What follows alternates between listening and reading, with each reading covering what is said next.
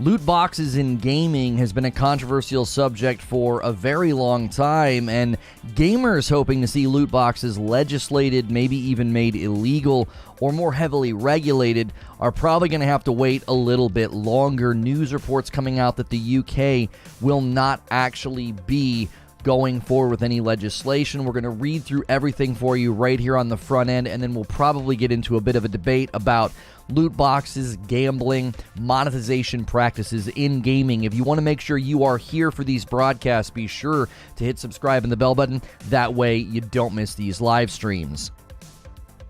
This is a Reforge update.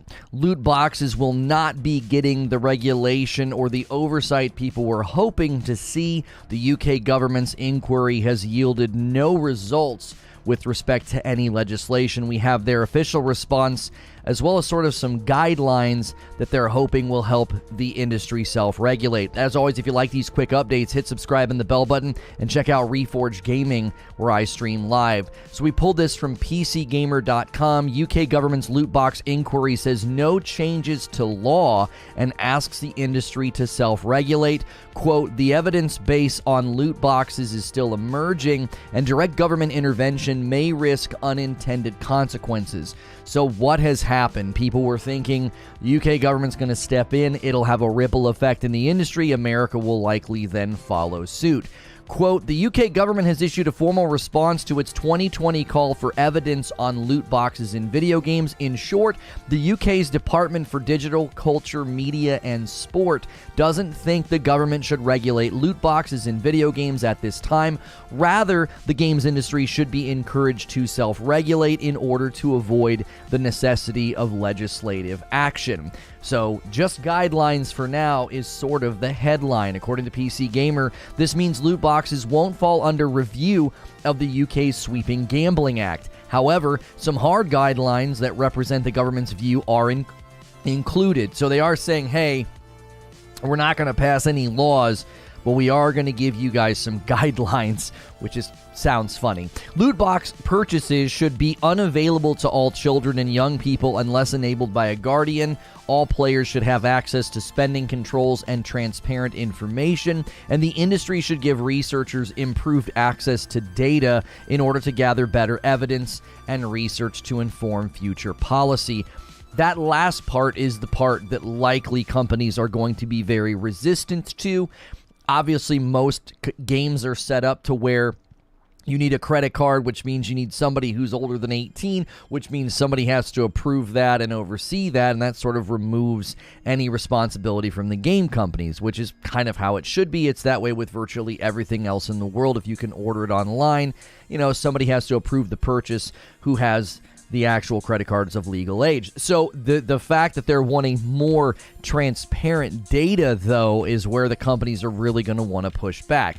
What did they officially say? The UK government's commentary was the following. Our view is that it would be premature to take legislative action without first pursuing enhanced industry-led measures to deliver protections for children and young people and all players, said the DCMS Secretary of State.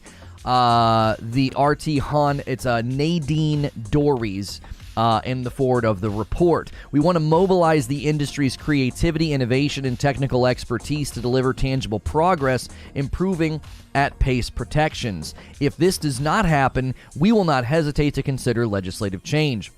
Now, you have to consider other countries in this, and this is what PC Gamer thinks. The primary reason for this decision seems to be twofold, according to the report. First, the industry has already taken steps toward mitigating harm in recent years.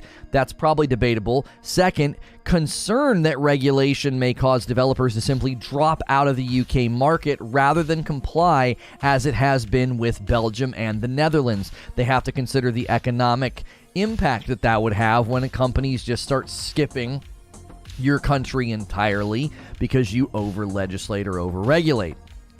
According to the report, further research is needed. The report's quite evasive on whether loot boxes are actually encouraging addictive behavior. It acknowledges that the damage associated with loot boxes, quote, includes harms which have been associated with gambling, and that research shows they could be a gateway to further problem gambling. It concludes that, quote, the call for evidence has found an association between loot boxes and harms, but we have not found whether there is a causative link. So they would like to see causality as opposed to just pure correlation. Correlation is not causation. So we're going to debate this on Reforge Gaming. If you watch this quick update on Reforge Updates, hit subscribe and the bell button. That way you don't miss my uploads. I'll see you in the next video. And I'll see the rest of you right now. Good morning, good afternoon, and good evening. Monetization in video games is always a pretty hot topic, so we wanted to cover this because we felt like it was pretty big news. I think a lot of people were looking to the UK to lead the charge in legislative action against loot boxes and the presence of gambling in video games. Gambling in general is a fairly regulated industry to a certain degree, but it also is a very problematic industry as it now is gaining popularity digitally over on the Purple platform, people live streaming in greater and greater numbers, greater and greater viewership, watching people go to these digital websites, these digital casinos, and gambling tens of thousands of dollars. And similar things have transpired in games with loot boxes. People open the loot boxes for a video. They spend a ton of money to see what they can get. Yo, what's good, Feed? Good to see you in the chat. Guys, go through your morning ritual. Early turnouts have been really low, and I'm not sure why. It might be because we took some time off, but I thought this was going to be a hot one. So make sure you're pressing the like button and switching to live chat. Not really sure why big mainstay issues are not pulling a strong audience in the mornings. It could be something that YouTube's doing. I'm not sure. So we've been having to kind of carry these streams on our backs. When you press like, when you talk in the chat, when you do all those things, it can help out the video. Smiley coming in and hitting a 7-month milestone. Thank you for keeping the membership going. Welcome back. Good morning. I love gambling, just not in video games, says Garrett. Omar says, I for one believe we should trust companies like Blizzard and Take-Two to self-regulate. I know it's almost comical when you read it. You're like, you want these people to self-regulate. The whole reason that people were going to the government and saying, hey, can you guys step in, was because they felt like it wasn't being self-regulated, that there were problematic practices and things that folks were worried about. And I think that that's... I'll be honest, I'm like a get out of here kind of guy when it comes to the government. I'm like, we don't need any more than we already have. They're usually pretty redundant and awful at whatever they attempt to do. Now, that's not universal across the globe, but that was generally my thought process on this, is do we really need them stepping into the room and making things worse? Or, as we all know how American, system works, they'll just take money underneath the table and make sure that everything continues to go as is. Hilly says, good morning. Another factor to consider, the UK government is currently selecting a new prime minister. Anything already on the docket is getting kicked to autumn. Can't imagine many committees recommending new legislation until early 2023. Okay, well, that's helpful to see. They did seem to conclude, though, Hilly, that even if they were going to, let's say they were going to, and it wouldn't happen until early 2023, they concluded that they will not be. They're like, we need more research, is essentially what they said. So timing of the legislation, sure, wouldn't have been immediate, but they are saying, we're not going to. We would like there to be more research. As far as they're concerned, they think that interference in the market right now could have unintended consequences, and they also want to see a causal link between the loot boxes that, or the quote-unquote gambling mechanics in the games and the behavioral issues, right, that people deal with. They said that this type of loot box can encourage addictive behavior, and it can harm, it includes harms that have been associated with gambling. And they concluded that the call for evidence has found an association between loot boxes and the harms, but they did not find whether or not there was a causative link. So they're basically saying, listen, we're acknowledging there's a connection here, okay? There's a connection, but we don't necessarily think that connection has been established in a causal sort of way. So I tend to think that they're probably going to sit this one out for a while unless there can be more substantive research done. We need 26 more likes for the first 100 likes, guys. We're going to have to really, really smash those buttons today. Clay Road of Dirt with a half a year of support says, here's for all the great content. Thank you. I appreciate that. Thank you to everybody who has maintained a membership or has been gifting memberships. We had a great Friday night, members. Don't forget to check that out. That VOD is there. Good morning, Andrew. How are you? Hilly says that also doesn't stop any MP drawing up a law and trying to push through legislation. The other parties can take a different view to the government. Okay. Yeah, this was a particular department that looked into it. It was the UK's Department for Digital, Culture, Media and Sport, the DCMS. They were the ones that looked into this and came to the conclusion that, intervention right now would have unintended consequences. Yo, it's good, Chris. How are you? MP equals member of parliament. Okay, any member of parliament could draw up the law, even though the DCMS is like, we're not getting involved right now. It's always going to be hard to regulate loot boxes in regards to adults, says Eugene. Yeah, they did say they're giving guidelines, and they say loot box purchases should be unavailable to all children and young people unless enabled by a guardian. Again, that's kind of already in place. Like, you can't buy a loot box. You couldn't buy a skin in Fortnite if an adult in proximity of the child has enabled that. They can enable it, overtly and be like, here's the credit card, Billy, go to town. There could be, the enabling could be just through blatant omission, like they're not really paying attention, their kid steals the credit card or whatever. So that's basically already in place. Like, kids are already only able to make an online purchase, a digital purchase in a video game, if they are enabled by some semblance of a guardian, whether it's their older brother, their mom, their dad, the nanny, who knows, right? And then it also says all players should have access to spending controls and transparent information. Again, you have access to spending controls. The information's pretty transparent. I'm pretty sure they do require it to be like a scratch off, right? You have to see the percentage chances of what you're going to get from the item. That has to be available somewhere. Is it available in the game, or it just has to be available somewhere? Because I know Blizzard was very transparent with Diablo Immortal, but you have to go to their site to see it, do you not? Or is it in the game? Can I go in the game and see, oh yeah, here's the percentage chances of the drops from the whatever they were, the crests and the rifts. Happy this is finally getting addressed publicly with the government. It's all in game, says Paul. I think all games have to show percentage now, so it has to be in game. Okay. The last thing they said in their guidelines, and this is where I think the companies are going to push back, they want the industry to give researchers improved access to data in order to gather better evidence and research to inform future policy.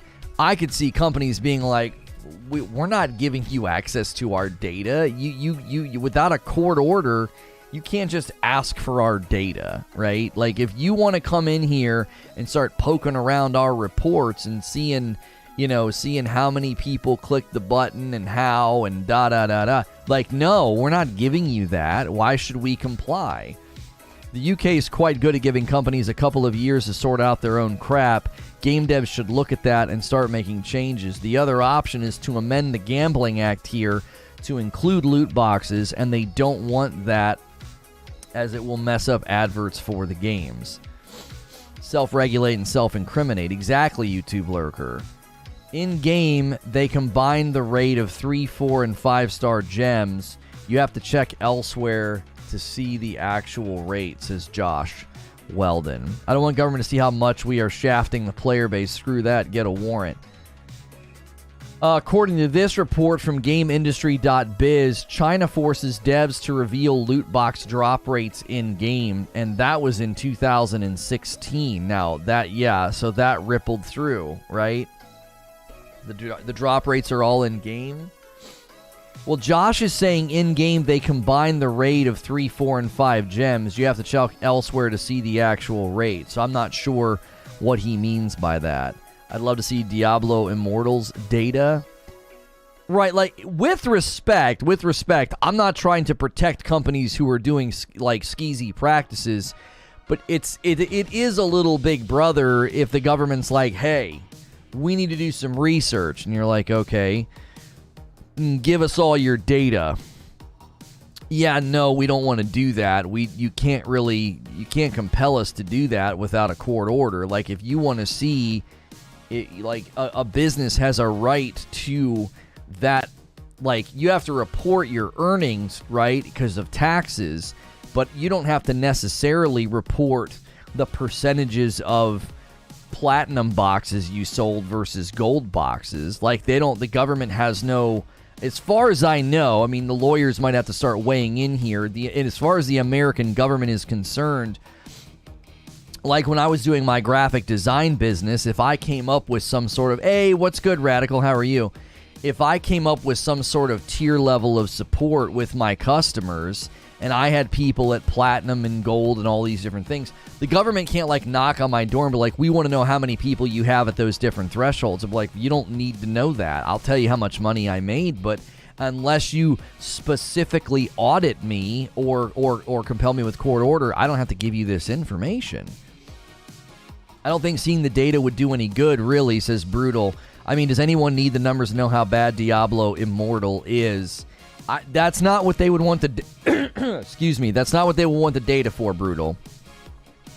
Let's see here. Hilly says the UK is quite good at giving... Oh, I already read that. I don't like them and I don't buy them, says Suede. Still glad to see the UK take a wait-and-see approach. I do have concerns when it gets predatory. The action is also a concern. Oh, the addiction's also a concern in the bigger games. Yeah, they would want to see the data, okay? So the UK's department on this, their stance is that we want to see the data because if we can draw a connection between harmful, addictive behavior and your loot boxes, then we're gonna bring the hammer down, right? Hope to get active here as the boy gets bigger. Yeah, I saw a video on Instagram. You were like sitting there playing a game or whatever. I was like, oh, look at that. She's, making content. I wasn't sure if you had jumped back in full swing or what your schedule would look like. I was like, hey, look at that.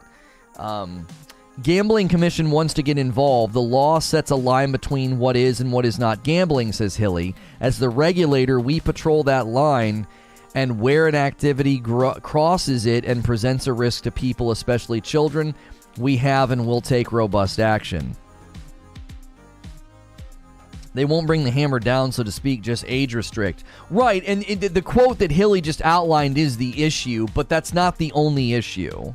They're not just concerned with children. That's their primary concern because they do know, legislation. Without legislation, a lot of these companies would just absolutely run ripshod over any sense of what is good for kiddos.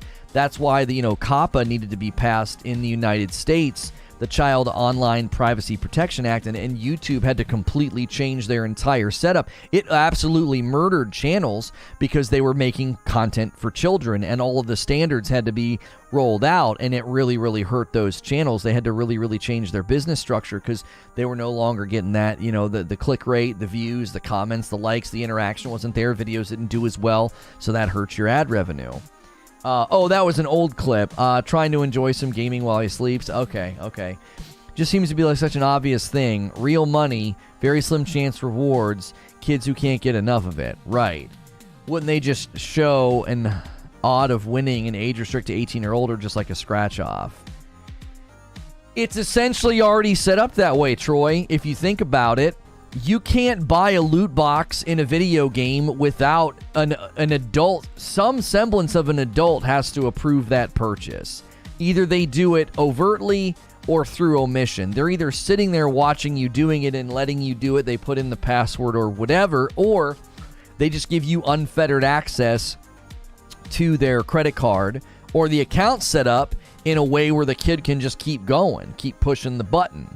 So that's already set up. And listen, to be fair, I don't think it's these companies' responsibility to be like, hey, we have microtransactions in our games. Now, with loot boxes and gambling, 100% those games should be rated mature because that's adult. That's an adult thing. You're not like let's just say Fortnite doesn't have this, but let's just say Fortnite had loot boxes and it was tantamount to gambling, okay, in their game. Well, then that game can't be rated E for everyone because it's not for everyone, right? Now, if you want to just let little Billy buy every skin his little eyeballs ever, you know, everything he sets his eyes on, he can buy, well, then okay. Like, that's your choice, that's your kid, that's your life, right? So, but if the game has loot boxes, if the game has any semblance of gambling, that's what these gambling laws would come in and say, but like, well, that you can't have that game rated E for everyone. Now, some people might argue that the ESRB doesn't need to get involved. They would say no, as long as it's properly labeled and it's got the percentages on there, there's already a protective barrier. You need a credit card or like a PayPal account, and all of that requires somebody to be of legal age. And so the people would argue like, well, the ESRB doesn't need to get involved. The ESRB is only rating content. And if it's only rating content, then we don't see the need for the actual ratings on the games to be adjusted. The issue of placing a gambling system into children's games and not rating games correctly. It's tough, Troy, because any of the stats that you look at, it's hard to say, oh, this is a children's game, right? It's really, really tough to say that. It's like, okay, you could look at Fortnite and try to claim it's a children's game, but then if you ran the numbers and you saw the age bracket of people that played it, it'd be like, well, yes, children do play this game, but a massive percentage of the audience they're not children. They're adults, right? You probably would find this to be true about a lot of games that are out there. I think loot boxes should have its own category like gore, violence, etc., and the loot boxes and gambling instantly makes it an M-rated game. Right. I think there's two sides to that argument, Brutal, because there's one side of me that would agree with you. Yep, as soon as that's in there, you need the M rating. But the other part of me says, well, that rating is supposed to be about the actual content of the game, and a loot box is a microtransaction that has to go through parental approval. So they're not just going in and gambling and now somebody would push back. So if I'm going to argue with myself here, somebody would push back and say even the presence of it is an adult themed thing. Like, even if they don't have access to the credit card, the loot box being in there and them seeing it, and it's tantalizing and it's sparkly and it's like, well, yeah, this amount, you have this percentage chance of getting something. Somebody would say that in and of itself shouldn't be in a game that a kid can purchase or get access to. The rating is about who the game is suitable for. Right. Why are microtransactions not considered part of the content of the game? Right. I'm trying to represent both sides, because I think you could make the argument that that's not really the content of the game. That's the game's micro store, and the ESRB is rating whether or not there's swearing or violence. And I think somebody would have every right to be like, well, hang on, the micro store is part of the content, and the presence of gambling, that's an adult themed thing. That's not something that's suitable for a child, as Eugene is saying. Let's advocate for two separate rating systems, one for content and other for any or all interactions or transactions.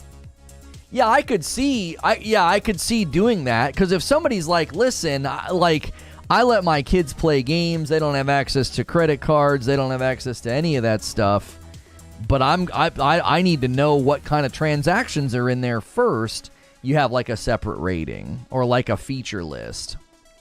Like when you can see the feature list, remember doing this? You'd like go to the store and like you'd flip the jewel case over and it would be like, hey, this game has 1-player, 2-player co-op, whatever. It does say this now. In-game purchases includes random items. Is that on? They have to put that on the games now? Like, where is that? Is that on the back? Is that on the rating? Oh, the ESRB is doing that. Okay, so it looks like the ESRB is already letting people know that there's in-game purchases that includes random items. But again, is that... some of this just is educational, right? Parents just need to be educated. Like, what does that mean? You know, what is the difference between a Fortnite skin and a loot box? Wasn't too long ago that Roger Sharp literally went before lawmakers to play pinball to prove it wasn't just pachinko machine gambling to end the total ban. Fast forward now, opposite problem. The pendulum swing. Oh, he had to prove that pinball was not pachinko machine gambling? Was there a time where pinball machines were banned? I know you're personally not arguing this is brutal. In that case, shouldn't there be a disclaimer akin to, we don't rate online experiences, we don't rate loot boxes present in the game? I don't think that's far enough, but it's a start. The dude literally had to demonstrate the skill of playing pinball. So he had to show them that there's a skill involved here. This is not a gambling machine. If the ratings are on the box, then that's on the parents, says Abe. Kids get too much access without parental intervention at the moment. Their micro stores are made to be interacted with, so yeah, I'd say they are part of the content loop, says Ashen. Absolutely, pinball, arcades, etc. were banned for quite a while. Yeah, I didn't know that. It was outright banned as gambling. He proved that it wasn't. The rating covers such a broad spectrum of things, it's useless. It even says that for DLC... Oh, it says that for DLC and content upgrades. Yeah, but if it includes that, like, hey, there's random items in this game, then again, that's where parents need to be, like, properly educated on, well, what does that mean? Because if you... Let me tell you something. I know parents can be aloof. I know parents can be extremely disconnected from what their kids are doing. But a lot of parents would be like, now, wait a minute. This game has gambling in it? What do you mean? You can spend money and you can actually... You gamble? Like, there's like a chance of getting a good item or whatever? And if they were properly educated, they would say, no, I don't want my kid playing that. You know? Like... You're not going to buy, little Billy Casino Simulator and give him the credit card and be like, there you go, man. How's pinball gambling? Wouldn't it just be a donation? You don't play for money? Well, wouldn't it be that you could, the longer the ball stays in, the more you get to play? And... yeah, that is interesting that they would try to argue that, because there was no way to win money. Unless, well, maybe in arcades where you could get, like, tickets and prizes, maybe they were arguing or something. The sticker needs to come to games in some fashion. Parental advisory, explicit content.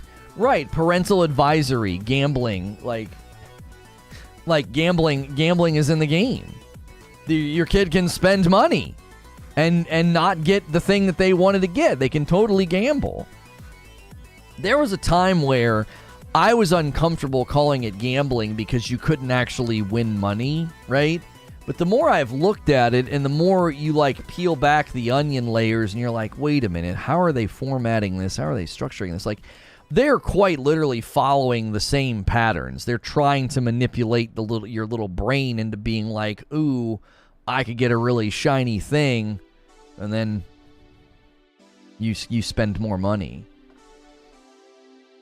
You could win free games, and it was in large part likely a holdover from pachinko machines which were both gambling and foreign history lesson. Oh, so that's kind of how a pinball machine was born. It was like inspired by a pachinko machine, which was a way to gamble. Okay, history lesson.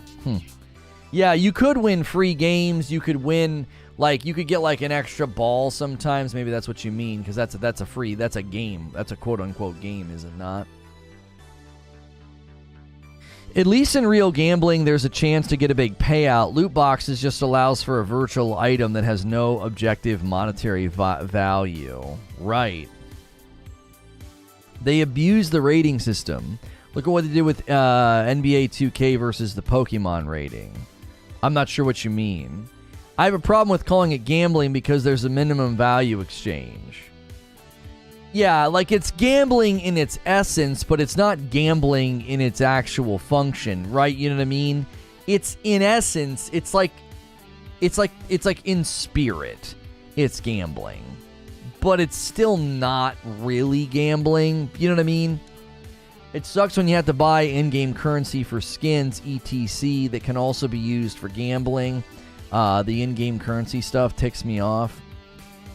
When you have to buy the in-game currency for skins. Oh, well, everybody's doing the in-game currency. You don't turn around and use that for gambling in a lot of those games. Can you just call it Chuck E. Cheese? Oh, golly. Sorry. I try to never yawn on stream. Chuck E. Cheese, a child casino. Well, I think the difference at like a Chuck E. Cheese or like an arcade, I think the difference largely is that, like, you would spend a certain amount of money and you'd play these stupid games, and then you would turn around and like hand over the tickets, and then you'd be able to get like a little prize. So there was a value exchange of the money that you spent was to play the games. You weren't necessarily paying money on and then like pulling down a lever. You were actively playing, like I was actively playing skee ball. And if I played well, I got more tickets. You can't like play a slot machine with skill. I mean, you just pull the thing down. Problem is that it's grooming the young child's brain to accept a form of gambling, which makes them more susceptible to future addiction problems, says Deadly Dad Gaming. If you boil it down, it's a raffle. You pay for the ticket, the loot box, and you hope you get the thing that you've given value to. You always get something, but the intrinsic value is based on your desire. Well, but I don't necessarily know if you can say the intrinsic value is based on your desire. I think you could argue there's objective value to these items. In like a sports game, there's measurable value, like certain players and teams are better than others, right? And you could also say in like the skins and all that happens with like CS:GO, rarity of the skin is a factor as well. It's like, if it's more rare, it's more valuable. I would say that's a generally accepted axiom. Like, it's not purely subjective that like, well, it's only because the player cares that it's rare. It's like, well, no, we generally accept the axiom that like the rarer an item is, the greater the value is, right? You weren't there to grind for spider ring and a blow pop? Yeah, those freaking spider rings. Yeah, you always ended up stepping on them a couple days later. It contains the core of gambling and arguably the worst aspects of gambling, which can make it even worse than straight gambling. Just out of curiosity, how do we feel about kids playing carnival games or participating in a Chinese raffle? Well, what's a Chinese raffle? Like, but as far as carnival games,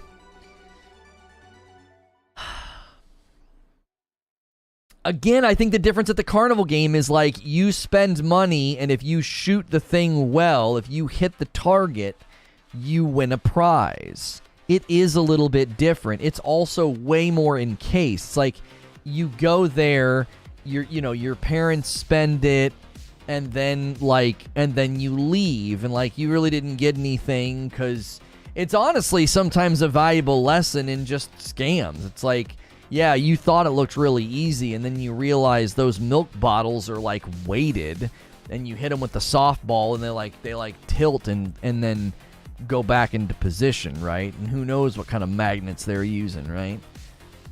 So I do think, yeah, Carnival Games is a game of skill. The parents with them. Hilly says the ESRB is part of the Entertainment Software Association, and that's just the gaming companies. You will never understand the issue if your salary depends on you not understanding the issue. Can't imagine they are pushing the ratings to include micros, loots, etc. Wait, so those are their partners? Epic Games, Gearbox, Take-Two. So all those companies are a part of the ESRB? Jiminy Christmas. You're not going to get... None of this is going to change. Guys, we're about 30 minutes into the show. If you haven't smashed the like button yet, please do that for me. We appreciate you guys tuning in for this one. I got a couple more things to talk to you about today. We got more shows coming. One about Soulframe, and then one we're going to be reacting to Upper Echelon's video. He's saying that Ubisoft's the most hated company. So we got a lot more content coming. Right now we're discussing microtransactions. The latest loot box law update is that there will not be a loot box law or loot boxes law in the UK. Take-Two sits on the board of the ESRB. Yeah, and see, this is why people are kind of laughing at the notion that these companies need to self-regulate, right? The arbiter of what's acceptable should be mom and dad when it comes to their children. Legislating for profit, companies to pick up the slack is backwards. Well, to be clear, I don't think anybody pushing for legislation is necessarily being like, parents don't have any responsibility in this matter, it's all on the companies. But I do think the governments have a duty to their citizens to protect them and keep them safe, right? That's part of the contract. That's part of the trust and the relationship that we have with them. It's like, listen, we're being subservient citizens. We pay our taxes. We obey the law. And part of that is that you're going to keep us safe. You know, you're not going to let some company distribute food that's got E. coli in it. And you're not going to let companies, sell toys to infants that they're going to choke on, or they're going to get poisoned from because of the type of, paint or plastic that you used or whatever. Like, there's just a general, understanding and trust that that's going to happen. So when you've got video games becoming so heavily integrated into the life of children, the presence of gambling in those games is a concern. Because of, as they said in the report, they're seeing an association between, here at the end, right? They are seeing an association between the harms and the addictive behavior of gambling. They're seeing that damage associated with loot boxes. They did not find a causative link. They're not finding a causative link yet. They're saying we need more research. If there's a causative link here, we're going to get involved. Hilly says the ESA is the voice and advocate for companies that publish computer and video games, and it provides its members with expert insights into legal policy and public affairs matters.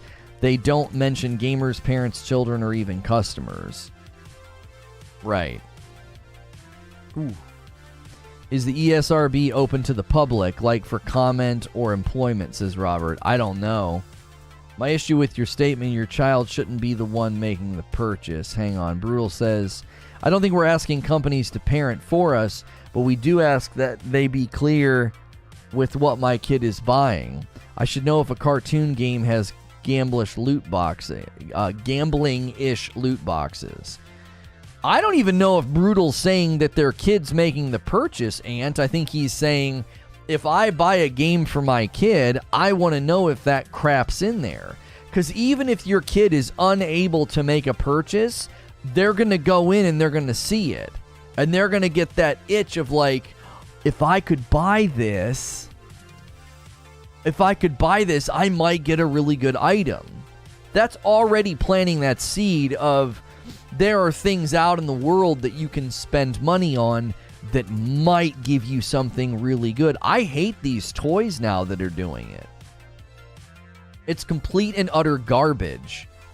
Like, I don't want to legislate or pass laws on toys. I mean, as again, I'm not a big government guy. I'm not. But I'm like, that should be illegal. You go to the store and there's like this box with these little packets in it, and you can't see in the packet. And you're like, well, what am I getting? Well, you might get one of the Avengers. Okay. Well, I bought one last week and I got Hawkeye. I don't have anything against Hawkeye. He's fine, but I would like to not get another Hawkeye. What's going to happen if I get another Hawkeye? Nothing. That's what you got. That's it. That's what you paid for. Trading cards have been doing that for forever. See, but the difference with the trading card is you would get like a whole pack. So the odds of you getting nothing but duplicates was like infinitesimally small. Like you weren't going to get, got that one, got that one, got that one, got that one, right? The odds of you buying a pack of Pokemon cards or baseball cards and literally getting nothing but duplicates is incredibly low. They're in the same ballpark though, no pun intended. A carnival game would almost be exactly the same if a 10-year-old could walk up and swipe daddy's credit card to the tune of $5,000 and go home with a big plush toy worth nothing. That's a big if, right? This, says Suede, I hate how some of the newer Lego minifigs are doing this. Mario, Muppets, whatever. The trading card the kid buys, goes home, opens it, and is removed from the itch to buy another. Well, I think, Eugene, he was comparing the toys that you don't know what you're going to get. Like, I might get another Hawkeye. I think he was comparing that with trading cards. Which is actually, I think, a fair pushback. Guys, if you're just tuning in, we are discussing the loot boxes law update that recently happened. Do me a favor and try and get us to 200 likes. The gaming news cycle is a little dry, so we're grabbing things that we think are really important and worth covering, but that also means there's not like a hot game that we're orbiting around, which makes it a little bit tough, and you guys can help with that when you come in. Smash the like button. Maybe consider becoming a member or renewing your membership or gifting some members. That also can help what we're doing every day. And don't forget, you can also order some coffee. Or if you like my Star Wars shirt, you can get a discount at the shirt provider that we are partnered with, which is 80s Tees. Lego does it with their minifigures, but if you have a Lego store near you, they've opened and identified, marked what you're getting. So they're taking that risk out of their own retail stores. Wait, so the retail stores on their own are saying, we're going to open them so you know what you get? Like, I wonder if Lego's okay with that. That's kind of interesting, right? That's interesting to me that they're doing that. Like, why would you think? Are they even allowed? 100%, they're marked with stickers. Blind box, loot box, same thing, different name. That's exactly right. That's exactly right. The difference between 30 and 60 FPS for gamers. Hang on. Is 60 FPS a tag? It's 60, it totally is. It totally is. Gaming shorts. I've got a good one for you today.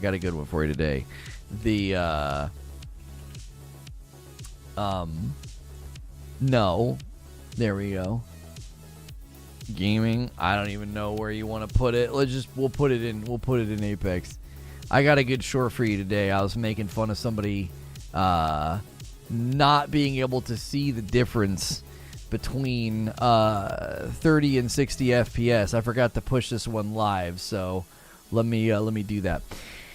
You can't legislate for stupidity or being willfully blind or negligent. I'm sorry, not everyone will get their fair shake, and how attentive mom and dad is not their fault. What's Brutal saying that's driving you to say that? I'm grateful to be in the gaming world and know about all this. My concern is for parents who have no idea what V-Bucks are. It's on the parents, but companies should be fair.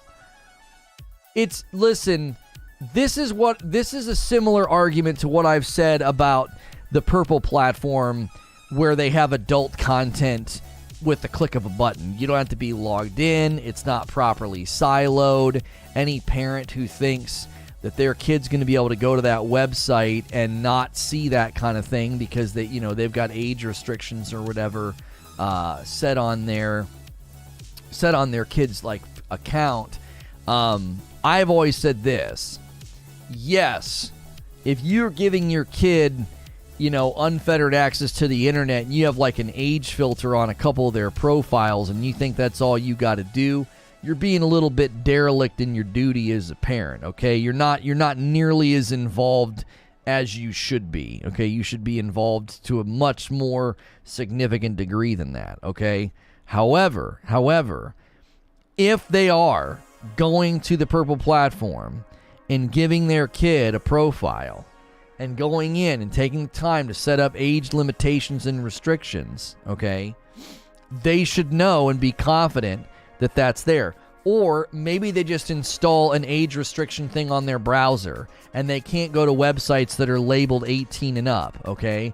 That could be anything from Victoria's Secret is probably labeled 18 and up to very, very explicit materials, okay? So that consumer is doing the due diligence to say, I don't want my kids seeing that, and they put that age filter on the browser, okay? So, they put that age filter on the browser. The problem is, this stuff is not properly labeled and siloed, so that parent has to go the extra mile, right? They have to go the extra mile, review the Purple platform and see what's what. But again, depending on where they go, imagine you're a pretty plugged-in parent, and you go to Purple, you get your kid's profile set up. Maybe you don't even know what the Purple platform is. You just have their browser set to not allow them to go to 18-rated websites. And they go to Purple, and you're like, oh, that's cool, that's gaming, that's rated 13, no problem. And there's women who are practically nude dancing around on camera. You would be completely livid. You'd be like, this is completely unacceptable. My kid shouldn't be able to see this. I installed an age thing or whatever you want to call it on their browser. So it's the same thing with gambling in these loot boxes. People are basically saying, listen, parents are only as good as the tools you give them to a certain degree in the tech world. I can only protect my kid to a certain degree. I'm only as good as the tools I'm given, right? If the locks on my doors and windows are all faulty and broken and busted and they've all been recalled and I don't know it, and somebody breaks into my home with a magnet, maybe that's what the recall is for, a simple magnet just turns the deadbolt, okay? Some kind of an inherent flaw in the design. And some guy breaks into my home and hurts my okay? You wouldn't be like, well, you should have known. Well, what if they didn't tell me? What if I wasn't properly informed? What if they didn't let me know that these locks were inherently busted? I bought them in confidence thinking, this is a deadbolt. These are new windows. I thought we were safe. So a parent who thinks their kid is safe in a video game or on the internet, and they're using tools that they're trusting in, they're like, well, this tool will keep my kid from seeing explicit materials. These tools will keep my kid from getting into a video game like Grand Theft Auto. I don't want them doing that. Eugene says, it's always been on the parents, but we also banned yard darts. Why? Because at some point the harm isn't worth the thing. Right. Well, and yard darts are now what? Plastic or whatever? They still exist. I remember yard darts. I remember I got hit by one, and it hurt real bad. I got hit in the back. I yelled at the kid so bad. I was like, you realize how badly you could have hurt me? You just didn't wait for me to get out of the way. We were at some reunion. I think we were in Pennsylvania. Do you remember that, Derek? just an impatient dum-dum of a kid, just chucked the thing up and wouldn't wait for me to get out of the way. I was getting my darts and getting out of the way. Yeah, I got hit by the real thing. Like the metal tipped. I don't think... Were they ever like sharp? It was like a blunt end, but it was metal and it hurt. It felt like I got shot with something. You know what I mean? It didn't stab me or anything. Why do the children have access to the payment card and the password? Why are they able to make any purchase without the parent? Well, Tommy, that's why this situation is where it is right now. Because there is an inherent restriction already on the loot box. Right? The inherent restriction is why does a 9-year-old have access to a credit card? Okay? And most of the companies are probably going to say that. Most of the companies are going to probably push back and be like, listen, every single purchase has to be done with a valid credit card. Why is it on us? It's our responsibility. What, your 9-year-old has the credit card? What are we supposed to do? Call you on the phone and be like, it's 6 p.m. Do you know where your children are? Like, you know what I mean? It's not like there is a side of that, the debate where I agree. At one level, I'm like, listen, parents have got to be way more involved. But then I'm also going to be like, parents should be able to reasonably trust these businesses to not put nasty, predatory stuff in the game, you know?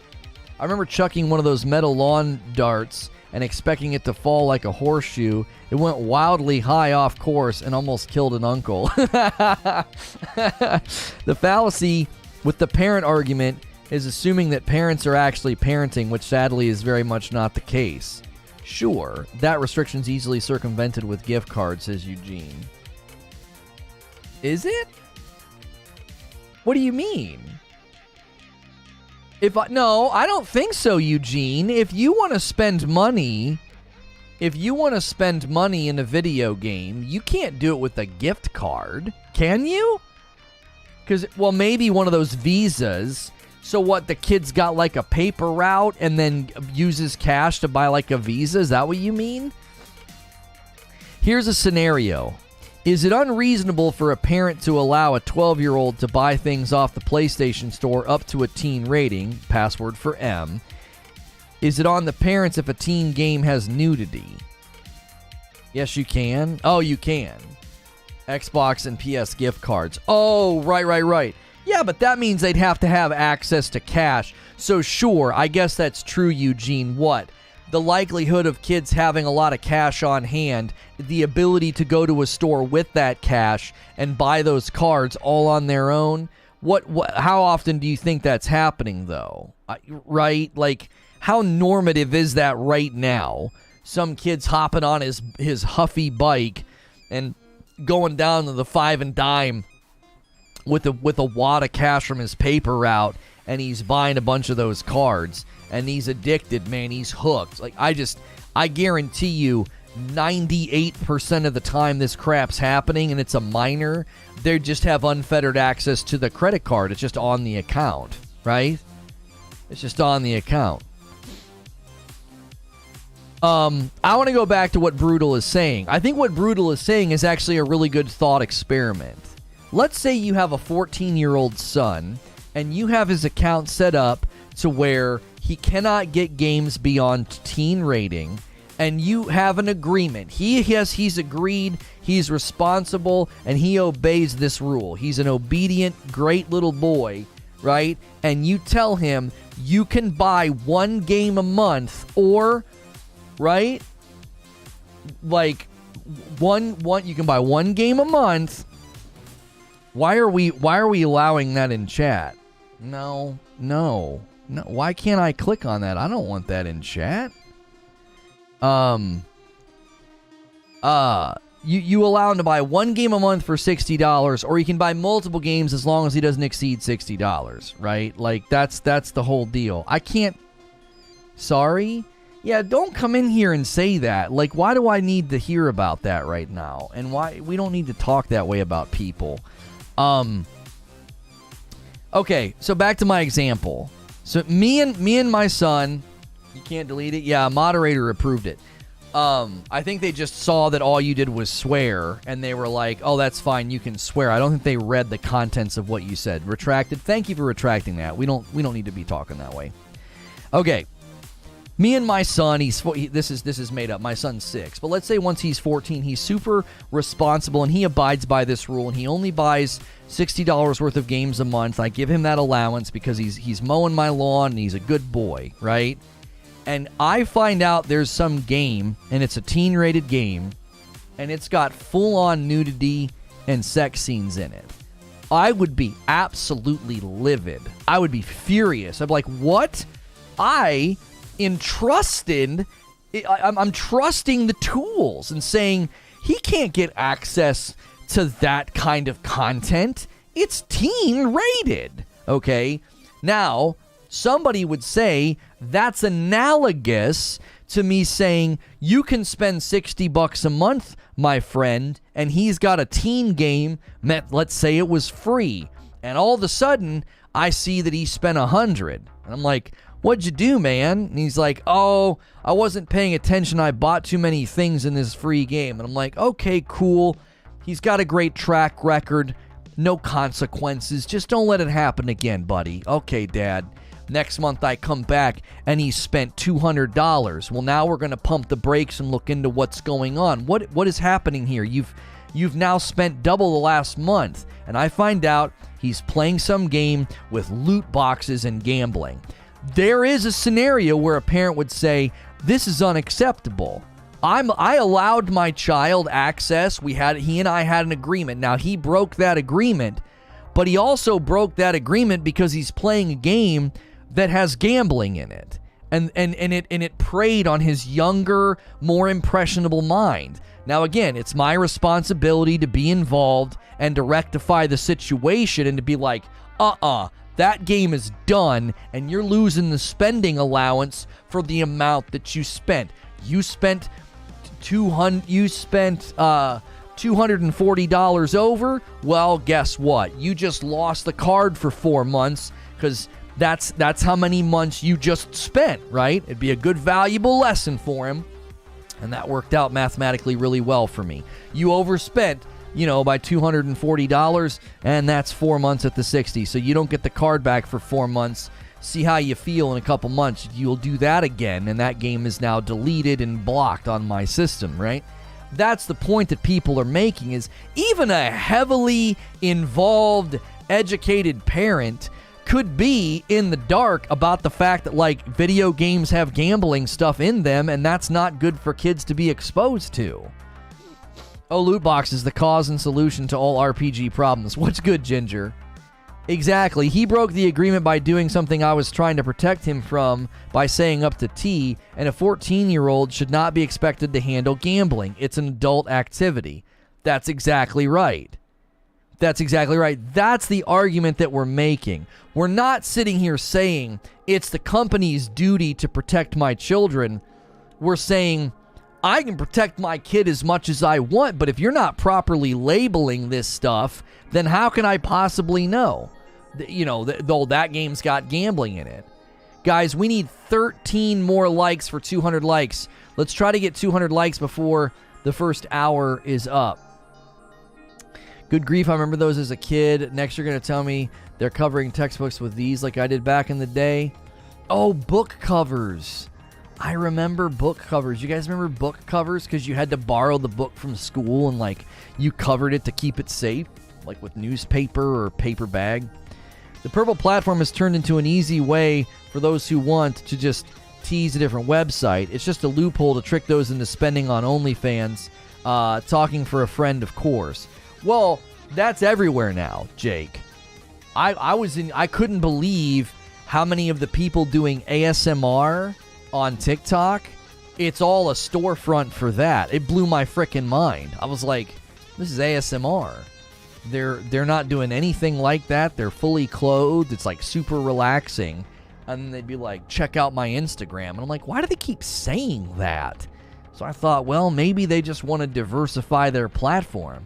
So I click on their Instagram, and right there in the profile, it's a link to their OF page. And I'm like, oh, That's why they keep saying that. So what they're doing is, this is actually brilliant if you really think about it. Like, I commend the business savviness here. There are people that are seeing that ASMR is taken off like a bottle rocket on the talk, okay? And so they're going over there, they're getting themselves a little microphone and some lights, and they do some hand things, and they're all surprisingly very good at ASMR. It's actually kind of eerie. It's like, is it really this easy to make this content? I happen to think that it's not if you talk to somebody who actually creates that kind of content. But they're all doing it because they're getting thousands upon thousands of eyeballs on them, and they're like, check out my OnlyFans, check out my OnlyFans. Well, I'm sorry, check out my Instagram. And so they're funneling. They're basically, it's like in There Will Be Blood, drainage. They're going over to that platform, trying to get a trickle of people to where they actually make their money. So yeah, Purple's no different. People are going to Purple, and Purple's just extremely loose with their TOS, so people just do whatever the frick that they want, right? They're just like, dancing around in a hot tub and basically putting on, what amounts to a strip show. They just leave on the minimum amount of clothing required. I don't have a problem with that. Offer a wholesome G-rated version for all. Have a path for people who want to pay for the adult version. That's totally cool by me. The reason that I don't care about what they're doing on TikTok is they're not making adult content. Like, they're literally sitting there doing softly spoken, relaxing stimulation ASMR, which is not at all adult. And then they're just being like, hey, check out my Instagram, check out my Instagram. Now, the hope would be that, obviously, if your kid has access to that, your kid should not have access to talk. But if they do, okay, whatever. But that they wouldn't be able to go to the website where they could buy the explicit imagery. It would be blocked. It would be like, they would click on it and it would say, nope, can't go to this website, buddy. This is blocked on your device or whatever. So if you're letting them go to the talk and you think it's okay, I would say probably don't let them go there, because most of the people doing live are doing, completely fine content, but there's all kind of nonsense on there that's probably just not suited for young minds. However, they wouldn't be able to get to the explicit stuff. The problem I have with what they do on Purple is they literally walk all the way up to the line. It's not G-rated at all. You would never let a kid view that content. You just wouldn't. If you rolled a television into a classroom full of 13-year-olds, and you're like, hey guys, today we're going to be doing a research project, and it's all about Amaranth and her content, and you started showing one of her streams, you would be fired and you honestly might face criminal charges. You probably would face criminal charges for doing that. Showing that content to minors, and Purple does it all day long. It's the same idea with the gambling. It's the same idea. You can do your due diligence as a parent. You can go through and you can filter and you can set up blocks and locks and things that get in the way. But at the end of the day, if your kid's game has gambling in it, that's problematic. It's easy to make a Purple account as well. Here's the real kicker, Skiffy. You don't even need an account to see it.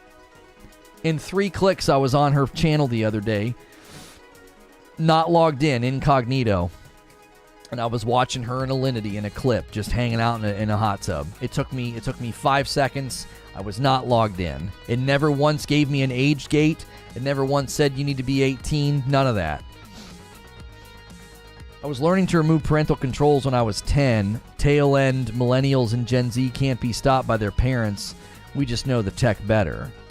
Well, a lot of that comes down to trust and the relationship, right? Like, you would trust that your kids aren't trying to circumvent it. If you catch them trying to circumvent it, they just lose access. Like, make it painful. Be like, listen, this is a privilege. This is not a right. And if you're going to do this, if you're going to try to circumvent all my barriers and things I'm putting up, well, then fine.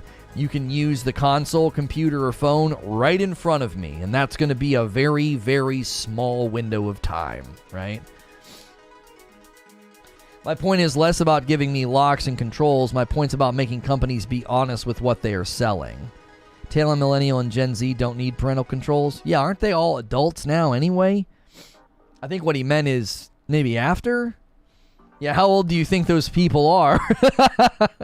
The reason regulations won't work is because these corporations pay politicians to make the loopholes. Yeah, like, obviously, I don't want to get down in the muck and mire of political discussion, but I'm going to be very frank with you. I have zero confidence in the American government doing anything about any of this. Now, they're getting involved with some of the antitrust, anti-competitive mergers, and that's because that they don't like that. They don't like that because they probably, you know, the politician A has got a company that's like, hey, that's bad. That's going to be bad for us. You better try to put a stop to that. Like that makes sense, right? But the as far as like loot box legislation, I don't have any confidence the American government gets involved because the corporations will keep them from doing anything. PlayStation Plus Extra and Premium now have a 7-day free trial. Yeah, just in time for Stray. I'm very excited. We'll be playing Stray tomorrow, the cat game on PlayStation. If your kids are 13 and know the tech, they have access to better than you, then your effort levels are falling short. If your kids are 13 and they know the tech they have access to better than you, then your effort levels are falling short. Oh, I see what you're saying, Creature. Don't forget that sometimes that in-game purchases automatically redirect to the Google Play Store, Apple Store, and will autofill the credit card, or it'll be one tap, did you want to use this card prompt? Well, yeah, again, that's up to the parent to make sure that that's not a possibility if they don't want their kids being able to do that. I meant when I was a kid, Lucario says, we couldn't be stopped then. So this emerging young generation is likely to be as danced with the stuff as we are, in spite of the shrinking attention spans. Swade says, I would love to see a better parental control. Being able to filter content in line with ESRB content warnings would be great. It's not perfect, but a good step forward. What did Siege say? So what we're asking for is basically open label for video games. I'm all for that. Give parents more info to make good decisions with. That's exactly right, Siege. Yeah, that's why I switched to the one energy drink company, because they were open label. And I have a daughter with a severe egg allergy. And on principle, I was like, I don't want to go with a company that's doing this proprietary recipe crap where they won't tell you the percentages of what's in there. They just tell you that it's in there, right? And they use this proprietary recipe nonsense so that they don't have to tell you. I didn't like that. Once I got educated on open label, it changed my mind. And I was like, yep, I want open label, right? I even like where, you know, they don't have to do this, where it puts in bold allergens at the bottom of the ingredients. So typically, like, if this is like, imagine this is a paragraph of ingredients. Underneath that paragraph, there's like big bold letters, contains wheat, dairy, egg, or whatever, or made in a facility. Okay? Well, they don't have to do that. They don't have to do that. You actually have to read the entire body of the ingredients. We had that happen with ice cream. It didn't say down at the bottom that there was eggs in it. You had to read that there was egg yolk in the plain text and like that huge mess of text. And the reason they do it down below is because, number one, it's attention getting. It draws your attention, and it makes it really easy. Quick snapshot. Nope, can't get that. Nope, can't get that. Like, it makes it easy as somebody, if you have an allergy or a kid with an allergy. Parental advisory. Right. Yeah, open label and warnings. It took me weeks to convince my mom to let me get a few CDs with those warnings when I was 13. Oh, yeah. Yep. Yeah. The parental advisory, man, it made it really, really hard to get certain bands because the parents would be like, no. They're like, no way. It's got that warning on there. That means there's going to be all kind of bad words on that album. Yeah. I was not allowed to, I had a Walkman. I had a Sony Walkman, and it had the AM FM radio in it, and I would set the presets to the local rock stations. And my dad would always reset them and be like, no, you can't. I don't want you listening to those, right? So what I did was, whenever you would reset it, the preset buttons 1 through 8, it was always the same stations. So I would go to those stations, and I knew how many clicks up or down it was to the station I wanted to listen to. So it was like 8 plus 3, and then it was like 7 minus 4. Like I knew it was like dink, dink, dink, dink, dink, dink, dink, dink, dink, dink, dink, and I knew and so so it's like, you know, the best he could have done was probably just take it away from me, because it's like, are you going to sit there and listen to everything I'm listening to? I got headphones on. No, my dad's a busy guy. He's working full time. He's a dad with multiple kids. You know, he's got a house to take care of and everything else. So the last thing he's going to be doing is like monitoring every single song that I listen to. Due diligence in your kids' consumption of not only food but entertainment as well. Oh, for sure. And that's the thing, Rivs. If you're an involved parent and you're taking the video game and you're flipping it around to the back and you're going, all right, hang on. What's in this? It says here that it's violent, that there is adult explicit content, foul language, and gambling. No, can't get it. Now, somebody might look at that and be like, that's fine, Billy, you go to town. You just don't, some parents don't care. But you've given them the opportunity to be educated about what's inside. The standardizing to open, transparent labels, but also holding the entire industry accountable for failing to self-regulate, especially in the U.S., the labeling system in all industries is a failure. Yeah, even when something looks safe, my wife will call and double check. She will literally call them and be like, is there any cross-contamination risk? Right? Because it'll be like, yeah, no, you're good. All that's in this is wheat. But if it's a brand new item that she's never purchased before for our daughter, she'll call and be like, hey, is your facility safe? You know? And there are times where they were like, we can't guarantee that there's no cross-contamination. $3 Bill, y'all, by Limp Bizkit was the first album I ever bought. I was 9 in 1998, best year of my life. The first CD I ever owned, I actually stole it. It was the Third Eye Blind self-titled album with the red cover. Yeah. Oh my gosh, that's a traumatic memory. I was scared to death. I never did that again. I was like, I wanted it so bad, and I knew I wouldn't be able to buy it. My family said no to those CDs, but chain smoked in the car with the windows up. Right, Mr. Glum? Right? By the way, guys, we're a little over an hour into the broadcast, and YouTube wants us to, like, run ads during broadcast. They kind of, like, give us a little of alert. It's like, hey, now would be a good time to run ads. We don't do that here, but I do continue to let you all know that a great way to support a live streaming YouTube channel is through membership. You can either gift members or do the membership yourself. We do members-only content all throughout the week and then on Friday nights with my wife. So you're not going to come to this channel and have the traditional YouTube experience of seeing a bunch of ads and being like, hey, that supports the channel. Live streaming channels don't do that. So that's why you see lots of little joystick badges in the chat. Those are people that are members. The Weezer Blue album for me, good memories. Yeah. Lono has officially admitted to being a lawbreaker. Clip it and we'll cancel him again in 2 years. Yeah. Talk about how traumatic it was for you to learn about that, you know? I'm not as concerned about violence, said Salty, in a game as I am sexual content or language. My son is much more likely to emulate profanity or look for X-rated content than to disembowel somebody with a katana. Well, and right, like if you play through The Witcher, that's not really tethered to your reality, right? You're not really in a situation where you're gonna be able to go and like slice somebody up with a katana, like you're saying. Yo, Mr. Glum gifted 5 members to the community: Merc, Cliffo, King Salty, Reforge Gaming, and Nemesis. I love seeing all names that I recognize. Guys, be sure and thank Mr. Glum for doing that. That's super generous. Thank you, Mr. Glum.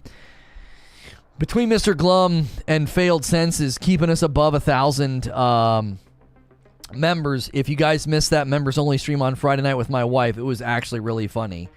We played Mario Kart and I got crushed. It's well worth watching just for that. I got crushed in Mario Kart. I was embarrassed.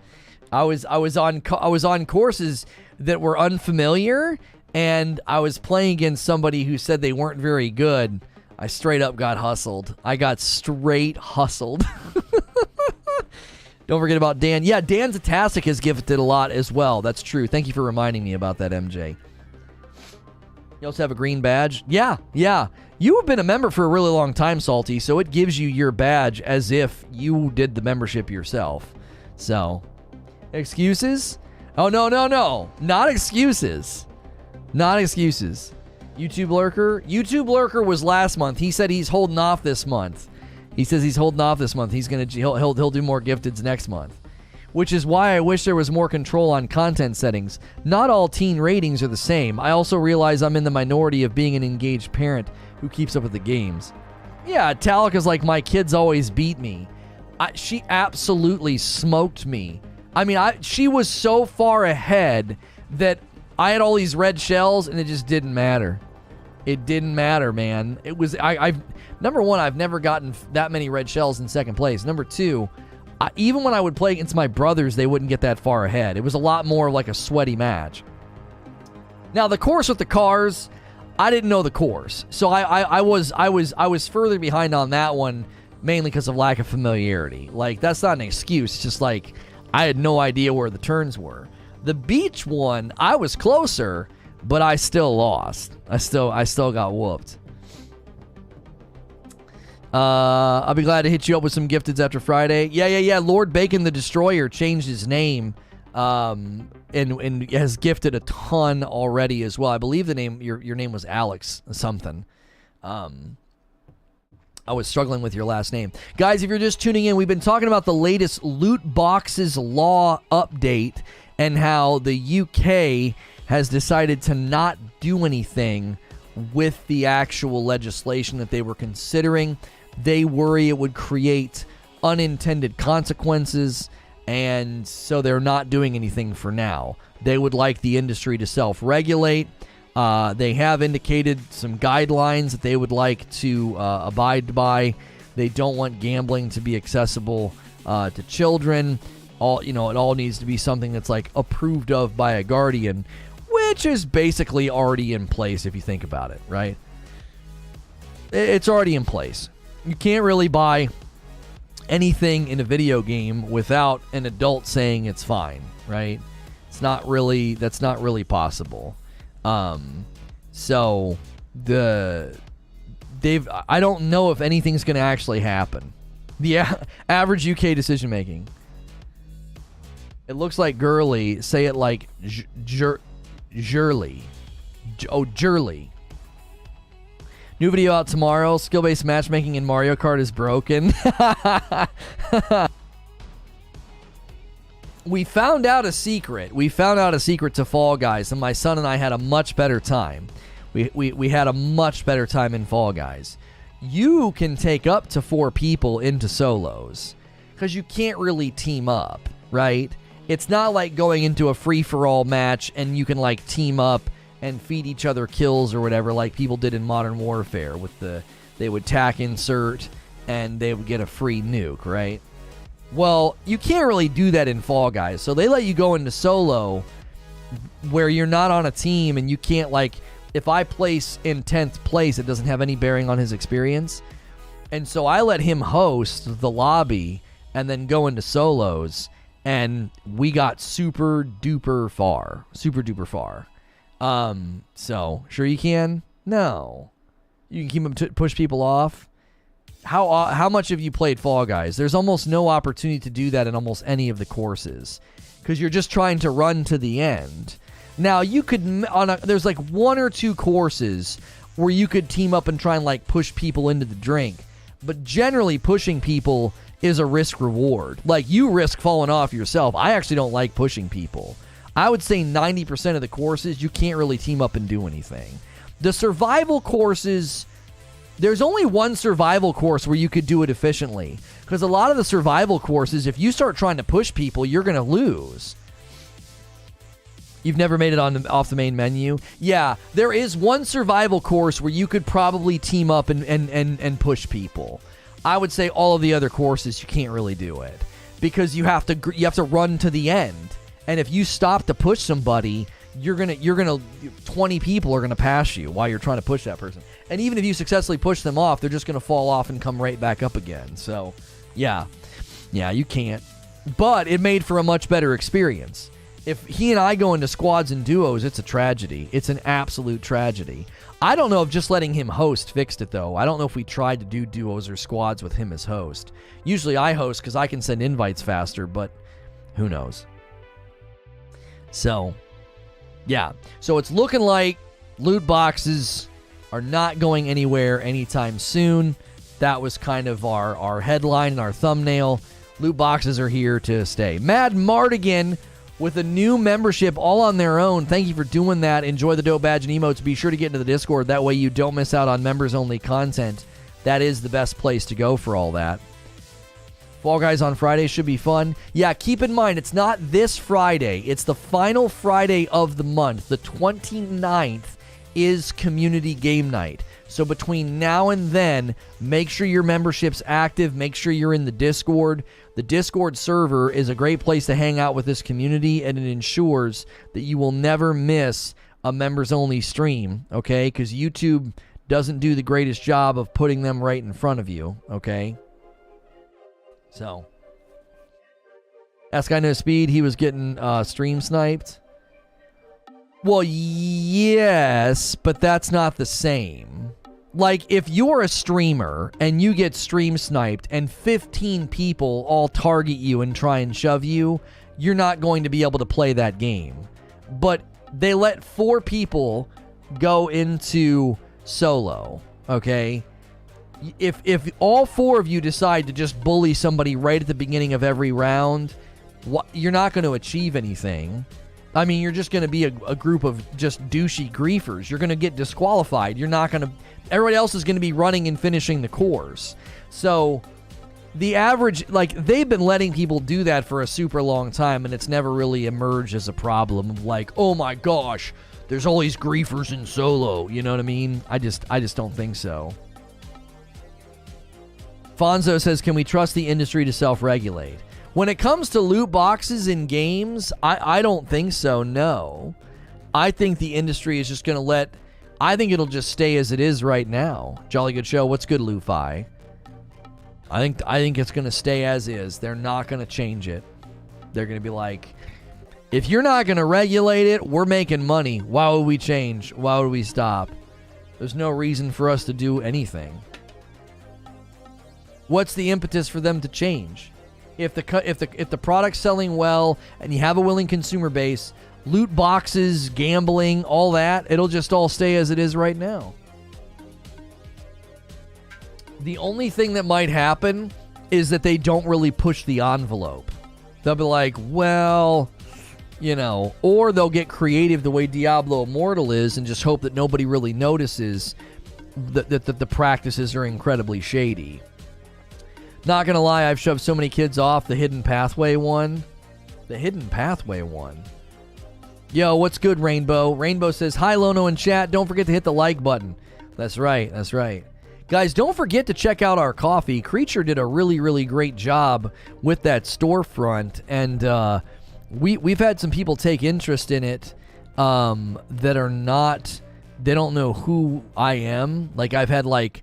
My sister was like, oh, I'm gonna show this to all my coffee snob friends. So be sure to check out reforgeroast.com. If you go to About and you hit About the Coffee, it'll actually give you flavor profiles of our light roast, dark roast, and our holiday blend. The holiday blend's not around right now, but if you're a coffee snob and you're interested in how we get that balanced acidity, and it's just that there's just no bitterness at all, those flavor profiles will tell you how that all works. Diablo's licking their chops, ready to make another $1 billion. Imagine a stockholder meeting. Sorry, we stopped a massive revenue stream because the government asked if we could play nice. Right, exactly, Rivs. Select roast when? No time soon, honestly. We're not in a position... We are not... Just 100% transparency. I'm not making enough as a YouTuber, and we're not selling enough coffee for us to do select. Like, I got to get back to like purple platform level of earnings if we're gonna do something like that. The capital required for us to do select is just, we're not there, brother. I think we can believe we can get there. I believe what we're doing with our channels and our growth, and I believe we can get there. And then the coffee should just continue grow with us, you know? And people seem to really like it. The people that buy it keep buying it. So it's the timing right now. The timing's not there. We just can't afford it. Because the coffee quality goes up significantly. The quantity that I have to order goes way up. It's just not in the cards. I saw this article yesterday and was wondering, what are the main games under the microscope when discussing the loot box debacle? Well, Overwatch 2 got rid of them, right? Destiny 2 got rid of loot boxes. So a lot of companies have moved away from them, right? Insert obligatory whole bean comment here. Yeah, like whole bean that's years away, because I'd have to do an entire order of whole bean. You know what I mean?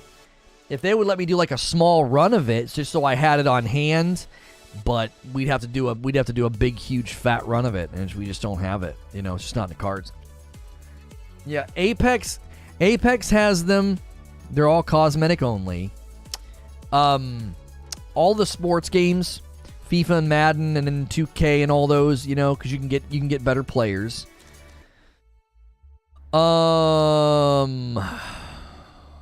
Diablo Immortal has it, but like they kind of don't have it. They kind of hide it from you. You don't actually buy a loot box. You buy a crest, and then you use the crest in a dungeon. Yeah, I saw Jake report on that. Yeah, an Apex Predator player, Dilly, was permanently disqualified from Fate Legion tournaments after he teabagged his own teammate in an event, despite it also not being mentioned in the rules. Yeah. I don't know. It's just, you're just being soft at this point. I don't know why anybody would align with the anti-teabagging mindset, because I've seen some dumb tweets in my day, but back when that was being debated and a couple of those folks from Bungie weighed in, I was like, you couldn't have written, if you tried to be dumber, you would fail at being dumber. Like that, your take is so dumb. It's so on the floor, brain dead dumb. I don't think there's a dumber take about teabagging. I just don't. So, I don't know why anybody would align themselves with that mentality, because it's just stupid. Teabagging is so harmless. It is absolutely harmless. Yeah, people's fifis get hurt, I guess. Like, we have an entire, like, I don't know.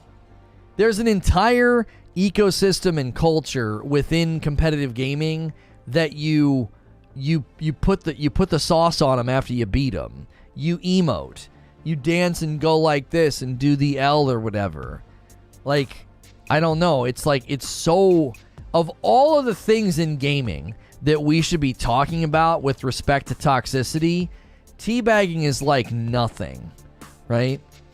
Let's say you had like a severe drug and gang problem at your school, right? You had a severe drug and gang problem at your school, and you were really, really focused on getting rid of some of the graffiti in the bathroom, like somebody went in with the marker, and you really thought that was the main issue you need to focus on. Like, that's nothing. Ho! Failed Senses dropping a 20 bomb of members. That's a big one. Untouchable Gaming Fire, Skeletor, Overkill, Dustin, Lee Brown, Tony the Tiger, Mark Bent, Jacob Laird, Riley, The End is Near, Zuth, Blue Minotaur, Gordo, Ala Park, M. Gene, Salty Grinder, Waynes, Shlom Bean, and Brett. All you guys grabbed those memberships. Make sure and thank you to Failed Senses. Super generous guy. Failed Senses is extremely excited about our community game night, end of this month, July 29th, Friday night, 8 p.m. Eastern. Make sure you are in our Discord. If you don't want to miss out on members-only content, you can't rely on YouTube. YouTube doesn't do the greatest job of putting it in front of you, but I will ping you in our Discord. Make sure you are in there. Yo, Hellfire, 17-month milestone. Thank you for renewing your member, Hellfire. Lono, you need to look into the broken window theory. Removing the graffiti is actually monumental in curbing the rest. It's pretty crazy. Okay, I made a terrible analogy. You've got a crazy gang and drug problem in your school. Let me pick something that's actually unrelated to those guys, right? And you are really, really focused on stopping people from throwing food, right? I inadvertently made a terrible example, right? And you're like, this is a huge issue. A couple of times a day in the lunchroom, someone will throw a pretzel at another student and they'll say, you got pretzeled, okay? We really, really need to stop this. Pretzeling is absolutely unconscionable. And it's like, you have gangs openly selling drugs, and that's what you're worried about, is people getting pretzeled? It's like, there's rampant cheating, toxicity, harassment, terrible things going on in the gaming world, and you're like, you know what? We're really going to take a strong stance on teabagging. What the frick? You got pretzeled? Listen, if you start doing that in your school, I don't want credit for that. I swear to frick, they'll come and shut me down. They'll be like, mid-tier streamer Reforge Gaming encourages students to hit each other with pretzels and say you got pretzeled. Don't do that. Absolutely do not start assaulting people with a pretzel. Get it? Salt. Assaulting people with a pretzel. Don't do it. Don't. Jiminy Christmas. If that ends up going viral in the schools, not on the internet, I'll never go viral. That's we're not blessed with those abilities. We can't have that. That'd be terrible. Abe says, see you tomorrow. Boo this man. That's it. I'm leaving. Come on. That was totally accidental. You know? Assaulting someone with a pretzel. That was accidental. It was really good. That was a good joke. I'm very proud of that. I'm very proud of that. It's like the water tortilla smacking thing. Yeah, my wife wanted to do that. I was like, I'm not doing that with you. I'm not doing that with you. Be right back, going to bagel a coworker. This guy's got a pretty good idea. I'm going to go bagel Susan in accounting. I'm really friggin' tired of her. You just walk in, thunk, and she's like, what? It's like, what was that? Did you just hit me with the bagel? You got bageled, Susan! And you just walk out. You know? That would actually be kind of funny. Like if you worked in an environment where that would be like taken well, it'd be really funny to just like go to work with a bag of bagels and just be absolutely pelting people while they're at their desk, just like right off the back of their head. Bagels are pretty soft. Like, don't toast them ahead of time, right? Don't toast them ahead of time. Just absolutely bounce it off the back of their head. They would be like, I don't understand. What just happened? Bagels are dense. You could knock someone out. Not the bagels I eat. It would bounce right off. It would be like getting hit with a little pillow. Here comes a bagel twitlonger. So 2 years ago, I was minding my own business in a cubicle at work, and Gary hit me in the back of the head with a bagel. That feeling of being violated and not being safe in the workplace, it's all Lono's fault. This man seemingly can't help himself. He just wants the world to be uncomfortable and to feel unsafe. Get bageled. I threw a cup of soda at someone before on the street. Thank you for the $5 tip, says Akuta Papa. I already bought my high-capacity salt pretzel. Why did you have a cup of soda? Like, you just walking around with a cup of soda? Not a can. Oh, was it from like the fountain drink? I guess I could see that. A fountain drink from like the gas station or the fast food joint, you know? You're just like, hey, you were driving. Oh my gosh. Yeah, my friends and I had a really bad habit of doing that, like chucking stuff at people that were walking or on bikes or driving. That's totally not cool. You should not do that. We were idiots. Why wouldn't you have a cup of soda? How'd she know to blame you? Seems coordinated. Yeah, little did I know that some guy guilty of far worse, he's like, well, I've pretzeled somebody before, which is way worse than bageling somebody. So I'm going to bagel this chick and then blame him. Jeremy Renner in that movie Tag launching Krispy Kreme donuts at Ed Helms. I've not seen that. If the bagels got sausage filling, you about to be canceled, Gary. It's go time in the Discord chat. Yeah. People start coming out of the woodwork. They're like, yep, it happened to me as well. Because you can't say the other phrase. It happened to me also. I also was struck by a bagel while minding my own business at work. We'd save half-empty sodas in the back seat all summer and then shake them and torpedo them into the curb in front of crowds. Oh gosh, that's super mean. That's super mean. Man, we're having a strong turnout. Could we get 300 likes on the video? I've been really impressed with the turnout lately. Like we don't have any major breaking gaming news, and you guys are still turning out in good numbers. I really appreciate you supporting the channel. You know, mid 300s is great. You know, we didn't used to be able to do this. When the news would slow down, man, it was pain. It was hard. But you guys are being awesome. You're being positive. You're showing up. We're talking about hitting people with bagels. Like, it couldn't get any better. If a bagel hits somebody with a bagel. Oh, a beagle. Yeah. Mm-hmm. I ordered Reforge roast, and the dude sent a bagel. Like a bagel.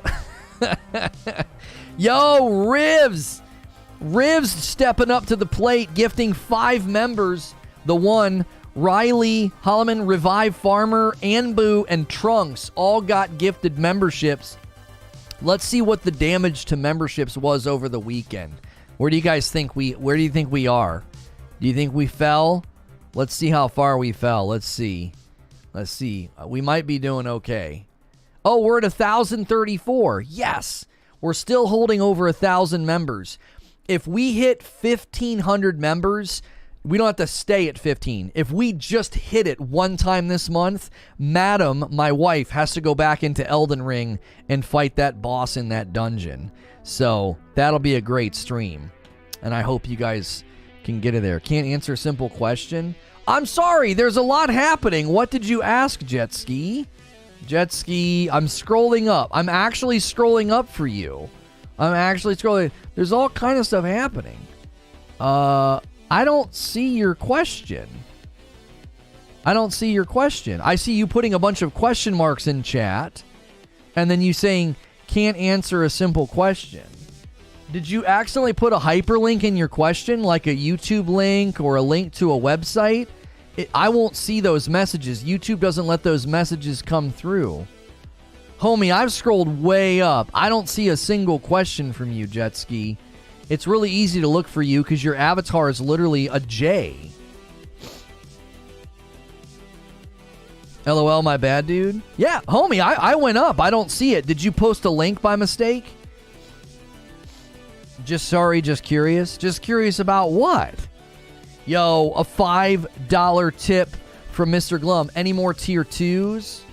Oh, yeah, guys, so Mr. Glum has said that if we get to 100 tier 2 members, he will upgrade to like a tier 3 or 4. Currently, we have 58 tier 2 members, so we need 42 people to convert up. Nah, dude, just asked. Just asked what? It's cool, man. What did you ask? Ask it again. I didn't see it. There's no question. If you have 2 words with a period between them, it gets interpreted as a link. Yeah. It might not have gotten through because of that. Lono, do you think the anti-teabag movement was part of a general shift in gaming to be soft and anti-challenge? Trash talks frowned upon, strict skill-based matchmaking in social modes. No, I'm out trolling you. Oh. No, I have mad respect for the troll. That's good troll game. That's actually a really good troll. We almost never get good trolls anymore. Usually trolls just come in and say something dumb or offensive and then they get banned. I actually respect that. That's pretty good.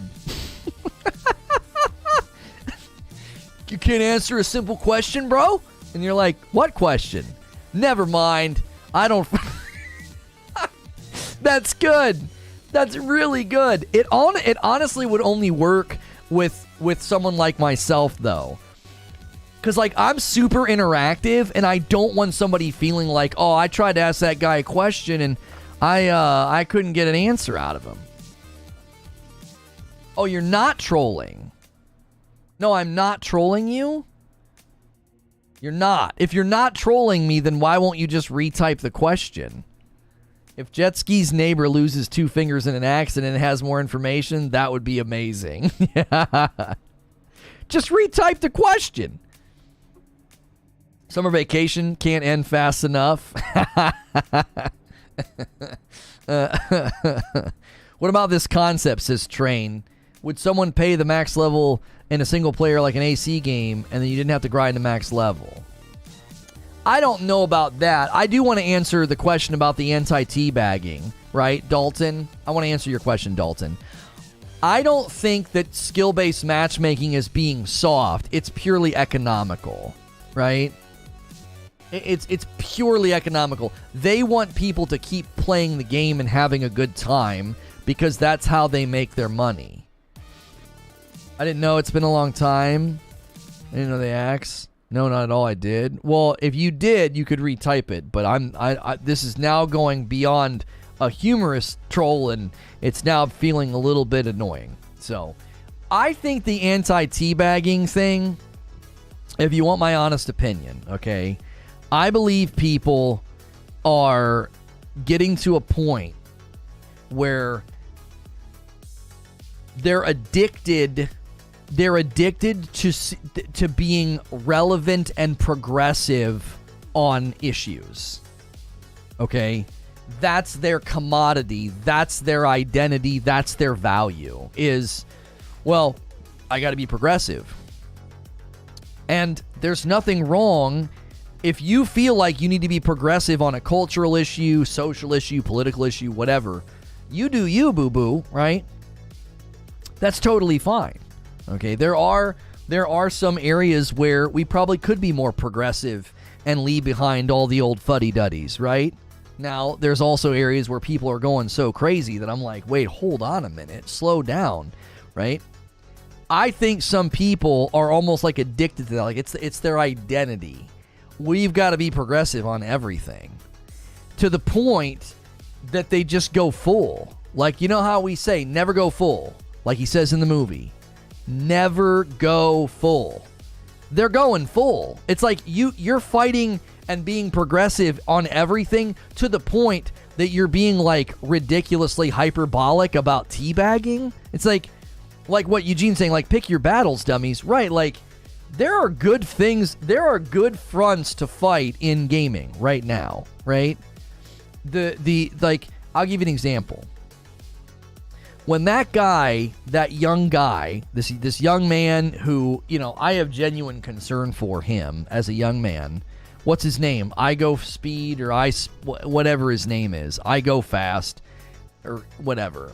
He's been banned from like almost every platform and almost every game he's ever played. Okay, I'm amazed. YouTube lets him have a channel because he's just so big. Okay, yeah, Speed or whatever his name is. I have genuine concerns for him as a young man, because it's like, this is not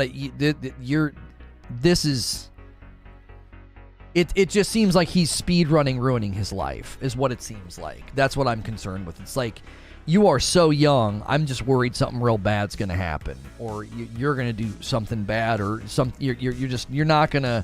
Yeah, I show speed. Sorry. I'm worried about him, but he also does things that are worthy of condemnation. Like, we should be condemning some of the things that he has done because it's bad. It's like, you can't do that. As an example, when he went off on that tirade the one time, and people were like, this is just trash talk.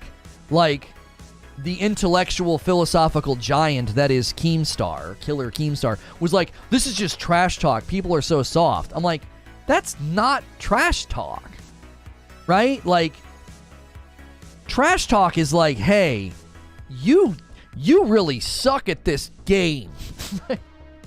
You're a trash can. You're bad, right? I walked all over you, right? And I'm going to do it again. I'm going to make you watch me score this point or whatever. Okay, that's trash talk. Calling people like super offensive things and like in going off on tirades about whether or not they're a woman or their race or whatever, that's not trash talk. That's not the same.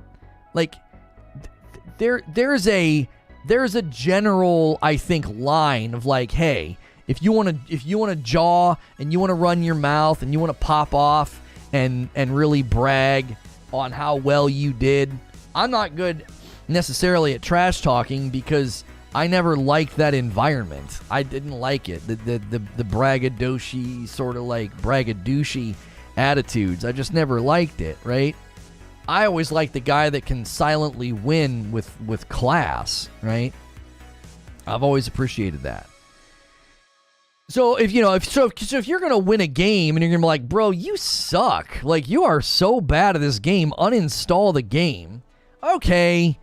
Is that kind? No. Is it a serious problem? No, not really. Okay. But if I go off on some tirade about, if it's a woman or if I assume their race based on what their voice sounds like, okay, that's not necessarily trash talk. Now you're doing something that is harmful and disruptive to the experience of other people. You know what I mean? You want to tell somebody to uninstall the game, bro, uninstall. Why are you even playing this? You know what I mean? Maybe you can expand Reforge Roast into Reforge Teabags. Right. So what I think is going on with like the anti-teabagging thing is they're attempting to be progressive on something. They're going full. They're going all the way full. They're like, they said it was simulated like assault. And I'm like, oh my gosh. Like, no? That's not what it is? That's not what it is? What is, huh? Like how the video game you're constantly simulating mass murder, right? Like, what? Like, they're losing the forest for the trees. It's like, you're losing the forest for the trees. It's like, millions of kids right now are playing a game where the purpose of the game is to murder the other person, to take their life, to shoot them. Like, that's the point of the game. And you're like, but a little sack tap, that we cannot abide that. That is over the line. You can pretend you can 100% to murder people all day long. That's totally fine. We'll make money off of that. Our game's a shooter after all. We'll give you more points for a headshot. But you give somebody a little sack tap and you're out of here. You're out of here, buddy. Imagine playing like some gruesome horror game where you're like tracking people down. Remember when I played that game as Jason, Friday the 13th, and you're like tracking people down and like ripping their jaws off, right? It's gruesome and bloody. Imagine if in that game, after I got done doing that, I like turned around, I was like, whoop, whoop, just give him a little tap, just a little sack tap, and people are like, it's unbelievable. Can you believe it? He literally picked her up, slowly choked her, ripped her jaw off, threw her on the ground so she could bleed to death, which is totally fine. It's awesome. The graphics are incredible. But then he had the nerve to turn around and teabag? I can't believe what I'm seeing.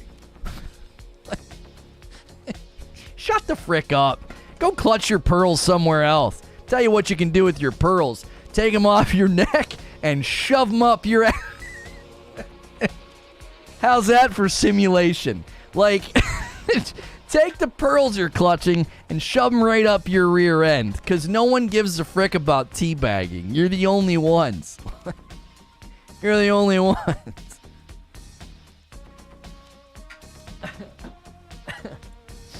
Games where their identity is rooted in shooting and killing, clutching their pearls at teabagging. It's fantastic. It's just lacking in self-awareness, you know?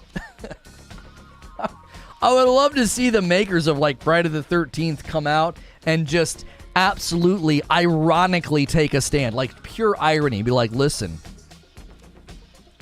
we understand that the core element of our game is to track down campers and murder them in cold blood and rip their body parts off. But we take a very strong stance against teabagging.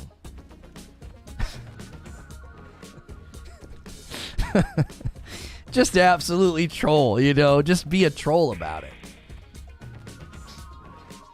After long goals in Rocket League, it's a definite clear vision. Get wrecked, get good. And the chest beating in Elden Ring are also some of my favorites. Yeah. Yeah, safe for work. That's right. I would actually do a bit for April Fools. Yeah, that's what they should do. That's what they should do. It's like, can somebody please just bring some sense to the discussion? Can we have a frank conversation about how teabagging is harmless and you guys are absolutely failing to make an issue out of it? You're wrong, dude's a cheater. I'm not specifically talking about why this guy got banned from the Legion tournaments. Has it been clarified that he was banned for cheating and he was just claiming it was over teabagging? Yeah, Splitgate literally has teabag confirmed. That's right. That's exactly what these companies should do. They should be like, listen, this is such a non-issue. You know what I mean? You can cut their nuts off and stuff them in their mouth, but don't you dare rub your own nuts along the forehead of their dead bodies. That's right. Don't you dare disrespect their dead body, and you made them dead. Oh my gosh. That's your favorite mode in Splitgate? The thing that I don't understand is it's like, so if you actually were to study this and look at how online communities behave, right? You actually get worse behavior from people when you get that like paternalistic and scoldy. Look at people's chats who were, and I actually experienced this over the years as a live streamer. I learned that the more lighthearted you are about some of that stuff, the less likely that you're going to get worse behavior from people. Do you know what I'm saying? I notice this all the time with Purple. They would like over legislate and overcorrect, and then it just promotes worse behavior because people are like, oh, we can't do that? Oh, okay, well, I guess we have to get more creative then. You know, can't do that. That was pretty harmless, right? Like when they tried, they didn't do this. We just watched a video about this in a members only stream where they were like going to ban the term like simp or whatever. They were going to ban the term simp and virgin. Well, they didn't end up doing that. Because I think somebody finally said, like, listen, you're going to get worse behavior from people. You just kind of have to let people say stuff like that. You know, simp and virgin, who cares? Teabagging, who cares? Just let people teabag. Because if you don't let them do that, they're likely going to be like, oh, well, I guess I have to send messages now. Oh, I guess I have to do this now. I guess, like, they're just going to go further down the road of degenerate behavior. They're just going to get worse. Now, that doesn't mean you just let people do whatever they want. You still have to have a line. You still have to have a line. I'm saying that people that teabag me cheat. Smart people don't teabag. I teabagged all the time.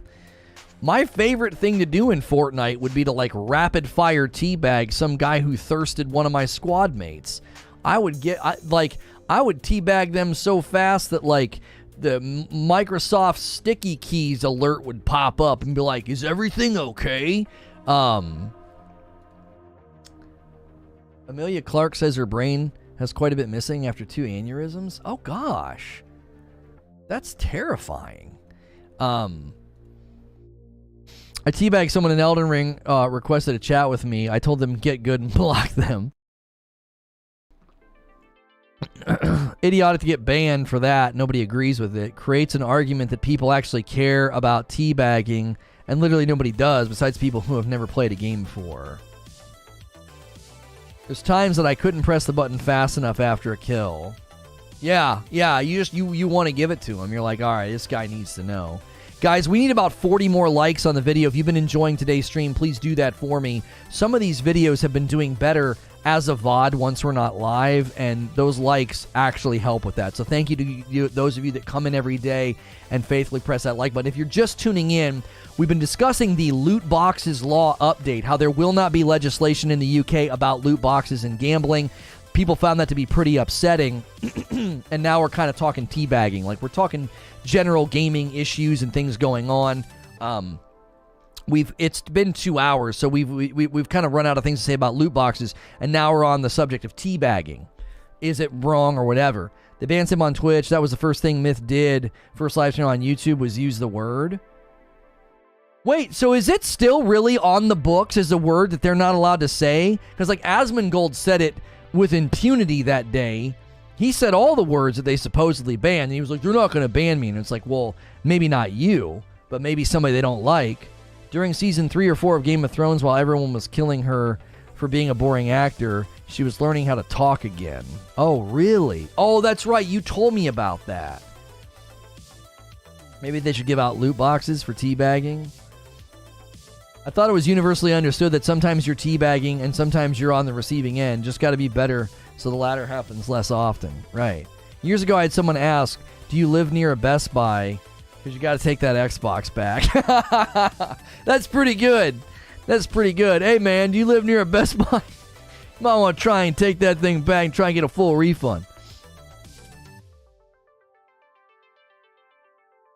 Pro teabaggers, absolutely. I played a guy in Halo the other day who must have had a teabag macro set. He was bagging me so fast. He's like a massage. It's like a massage gun, you know. It's like he's moving so fast. It's like oscillating. Doesn't look right. They have to because of the pro paying who handle is simp. Kind of hard to block it without pissing off the Call of Duty community. Yeah, they kind of have to allow it at this point. You know what I'm saying? You know? Like, come on, man. Who cares? Let's 1v1 in Halo later and see if you like teabagging. Are you real? Like, chat, is this guy real? Are you for real person? So you think if you 1v1 me in Halo, and I'm assuming you would beat me because I don't really play, and then you would teabag me. What do you think? You think I'm gonna lose it? You think that's gonna be the end of it? I'm like, gosh, I can't believe it. I just can't take it. The disrespect in front of a live audience. I've been streaming for like 7 or 8 years. I have been teabagged so many times. I have also teabagged other people so many times. What the frick are you talking about? I only have 2 go-to trash talks. Take that whole setup to GameStop. You're wasting it, and I hope your butt itches. Those 2 fit any situation. I volunteer as Lono's champion.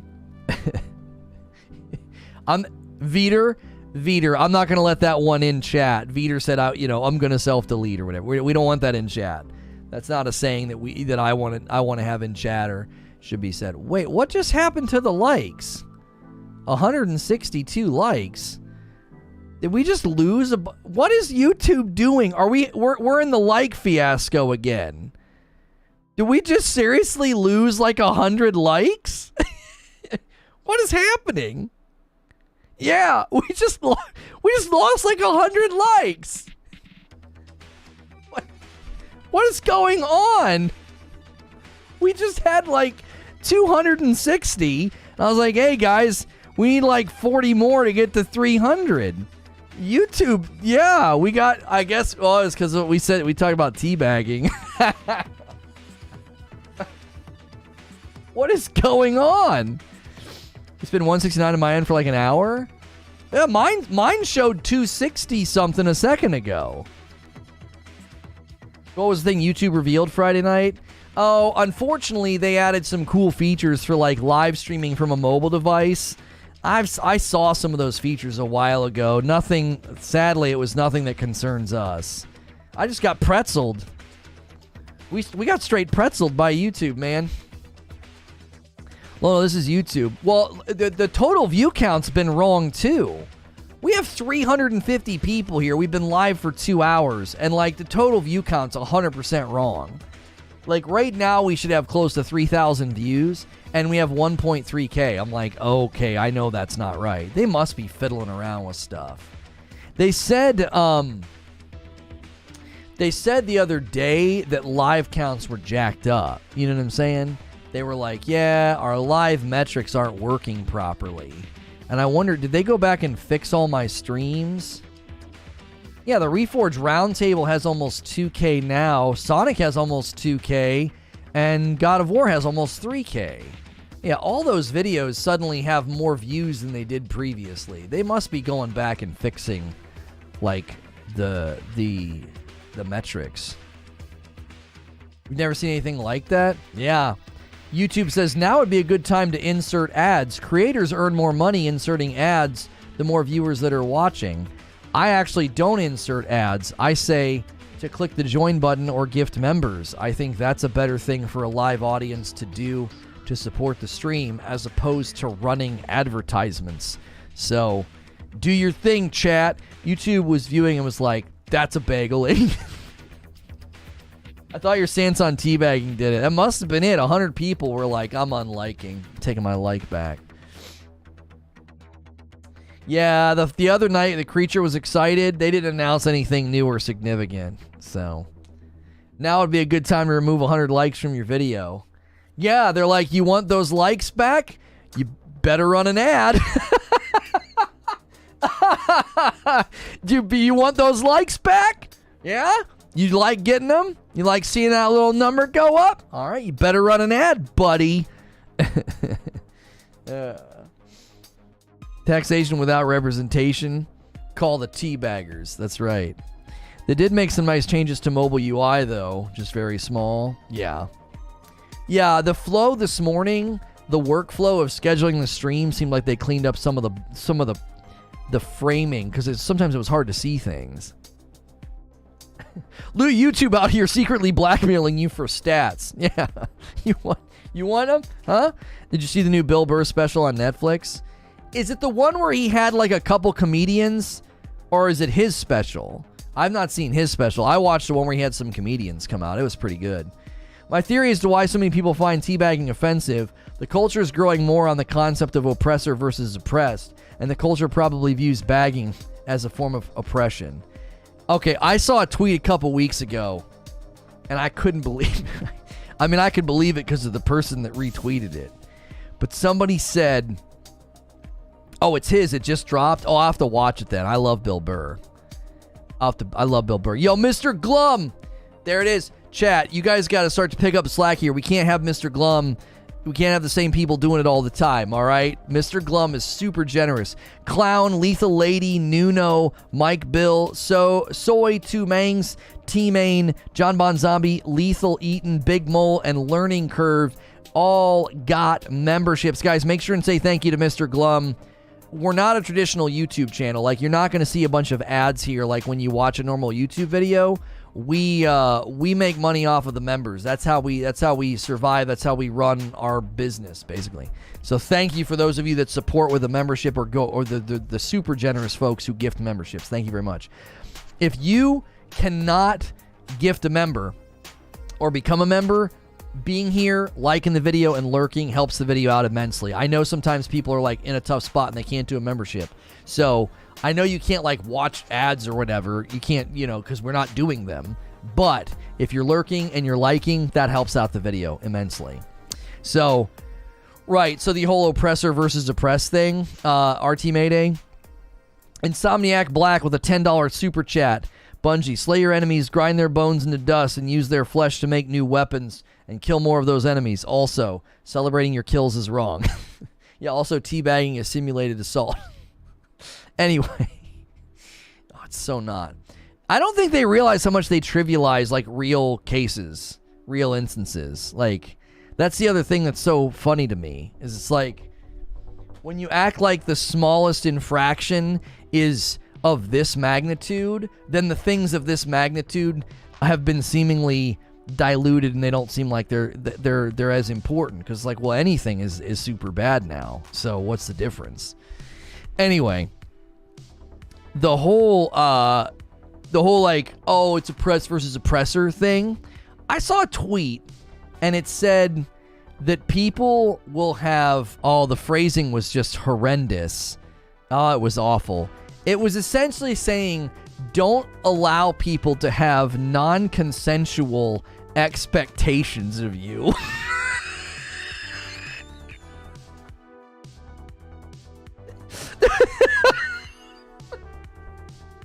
What? What? What's that? What is that? Like, if you show up late for work, be like, listen, Bill, that's a non-consensual expectation that you have, and I reject it, all right? So I'm going to go ahead and clock in 15 minutes late, and you go back to your office, wherever the frick you're doing before I got here. Non-consensual expectations. It's like everything's framed in that, right? I didn't consent to this person emoting on me after they killed me in Fortnite. This is abuse. Like, what in the actual F? Oh my gosh. It's like you have these people with this intellectual and philosophical depth of a thimble attempting to commentate on reality. And it's like, what the frick are you even saying?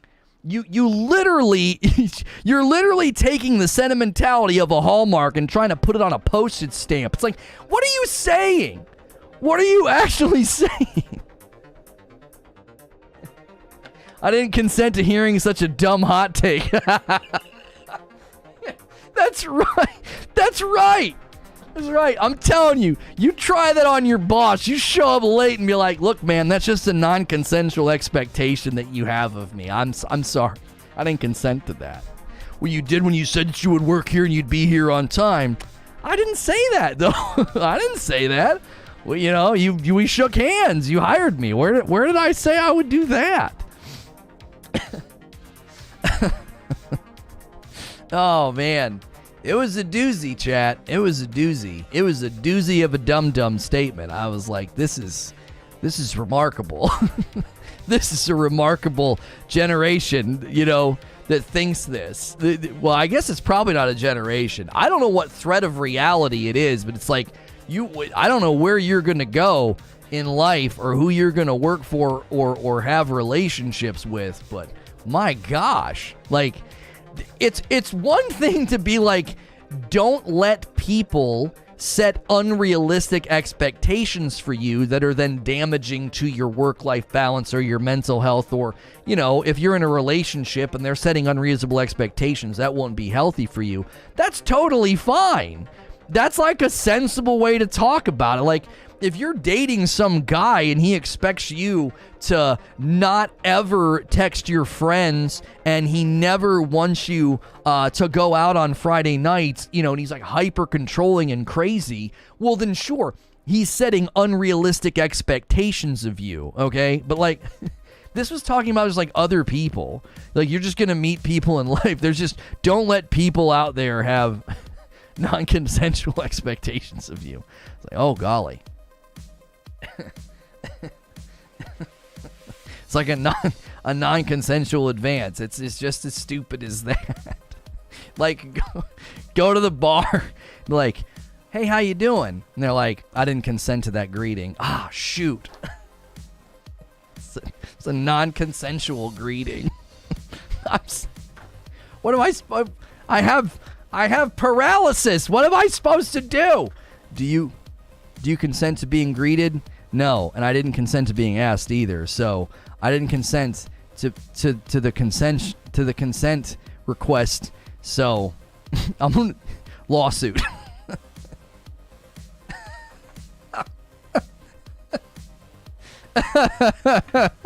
It's a non-consensual greeting, as in, you know.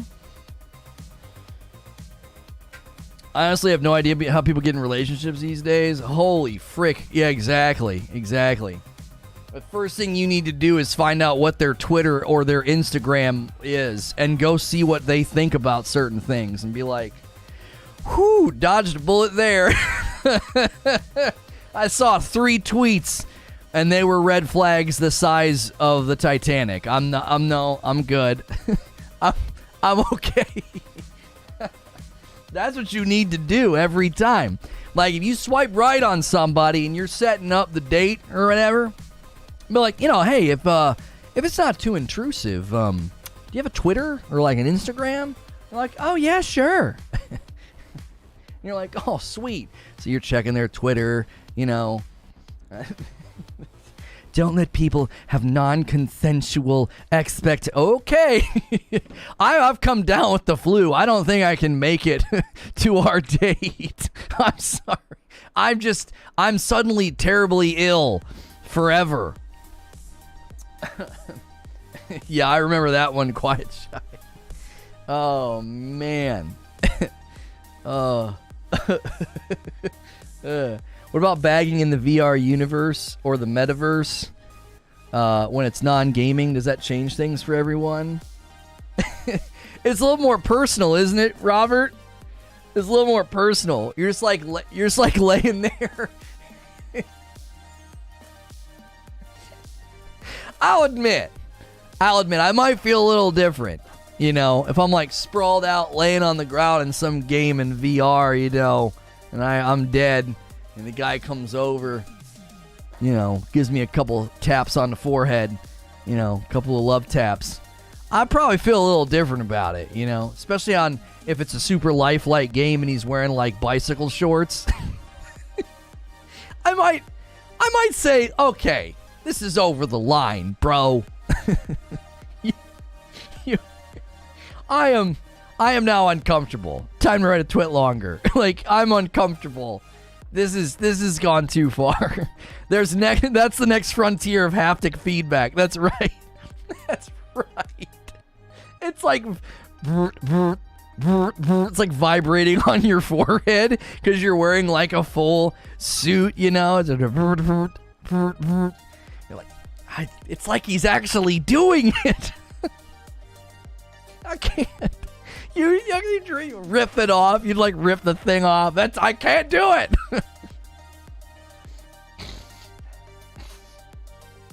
Oh my golly. Whew. Let me get adaptive triggers for this. That's right. Do you tweet people and mock them for fun?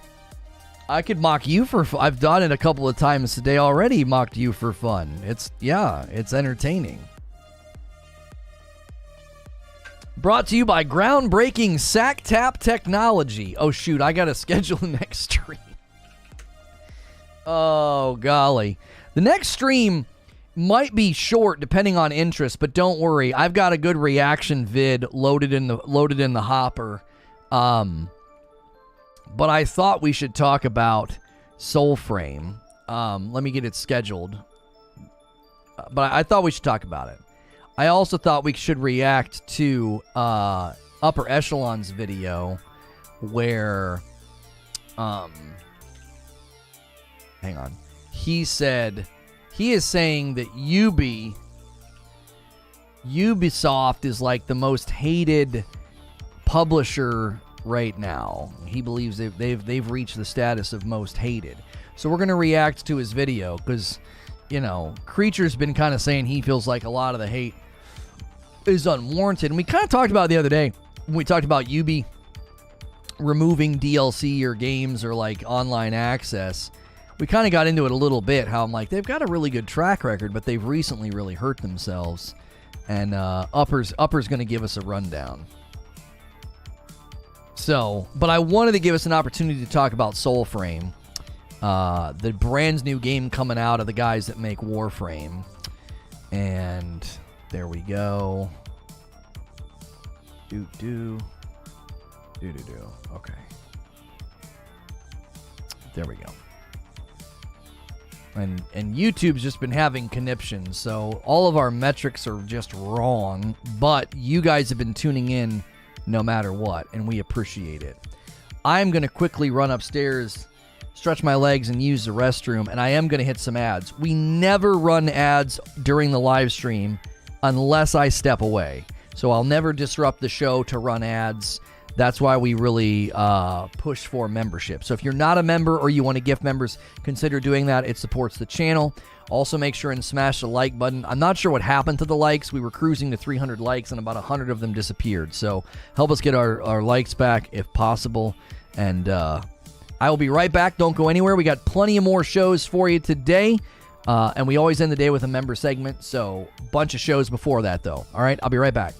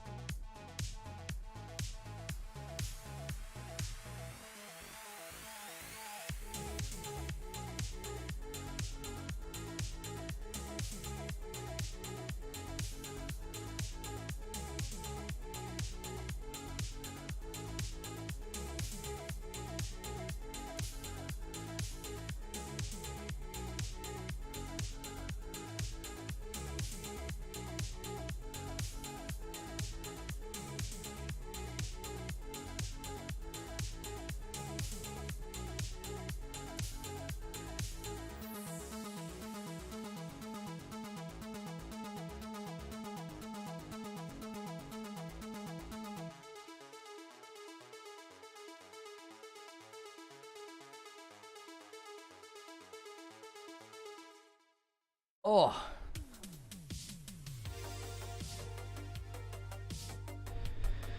Okay.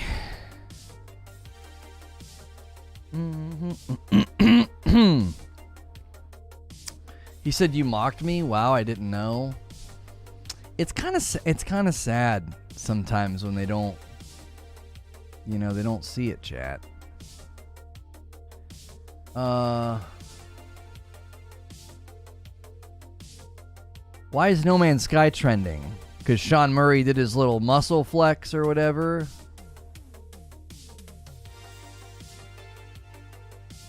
He's got everybody talking. Yo, good morning, Talica. Back in the men's room? No. Ink Sandy says, do you know the main people in charge of Warframe are stepping down and others taking place and stepping up and starting a new project, Soulframe? That's what our second show is about. I was gonna put on the thumbnail, like Soulframe replacing Warframe ? I felt like that was too clickbaity, so I'm saying that Soulframe is not replacing Warframe in the thumbnail, because I think that's a valid question that people are kind of asking. Like, wait a minute, what are y'all doing? You have people that are actively stepping down who have been working on the game, and they're stepping down to go work on Soulframe. And he said in the video, he said that they're letting the younger generation at the company basically take over Warframe, is what he said. Sometimes I feel bad, and then I remember being intellectually dishonest when trying to make a point, reserve you a special place, and then laughing even harder knowing I'm doing God's work. Come on.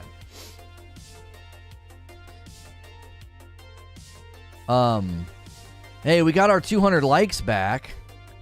Man, YouTube, I don't know what YouTube is doing. I really, really don't.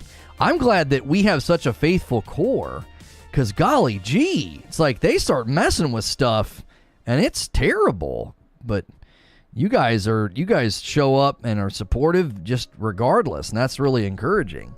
Soulframe's a separate new game. Yeah, I've got a lot of info. I've got a really, really good info blast for you guys about it. From the Washington Post. So I'm gonna comb through that in the next stream. So he said, "Shut up, Ant." Man, I'm just gonna walk this guy out of here. I don't know what he's doing. Making UI changes. Man, you keep saying that. I hope they hurry up. It's obvious. Look at all the things that keep changing and disappearing and then reappearing, looking slightly different. Yeah, that's true. Mm-hmm. Bye-bye, Big Bird. Yeah, his avatar was Big Bird. Yeah, his avatar was Big Bird. Bye-bye, Big Bird. So much for that 1v1. Oh, man. Who's going to be the first coffee order of the day? That's the real question. Who's going to be the first coffee order of the day? Mm-hmm. He lasted longer than I expected. I was having fun with him. You know, I you guys know me. I like to play with my food a little bit, you know? I like to play with my food a little bit. Oh. Yeah, like as an example, so like on Friday, we did multiple shows. If you guys missed it, on Friday, we did a show on God of War, then we did a show on Sonic, then we did Power Wash Simulator, and then we did the Reforge Roundtable. And all those streams look like they did terrible. And then the God of War stream picked up a ton of steam. Not as much as I was hoping, but it picked up a ton of steam as a VOD. The Sonic stream did the same thing. They're following like the same arc. In Power Wash Simulator, followed the same arc. It's so weird. It went whoop, and then whoop. Like they all are following the exact same arc at the same time on all of them. Is it all 3:59 p.m.? I wonder if it's all at 3:59 p.m. Yeah. Yep. Yeah. 4 o'clock on Friday, YouTube did something, and it's like they went. I don't know what they were doing, whether they fixed something or what, but all of the arcs on those videos changed the exact same time. So they must have pushed out something on Friday, Might have been doing something that morning. I don't know. I honestly don't know. And that stupid Arcade-ageddon game that my wife and I played, 126 to 130, and then I'm just gonna mute. Cancel. Select action, mute song. I'm gonna mute. I'm gonna mute a really long section so that it gets both the remaining songs. Yeah, that stupid Arcade-ageddon game must have copyrighted music in it.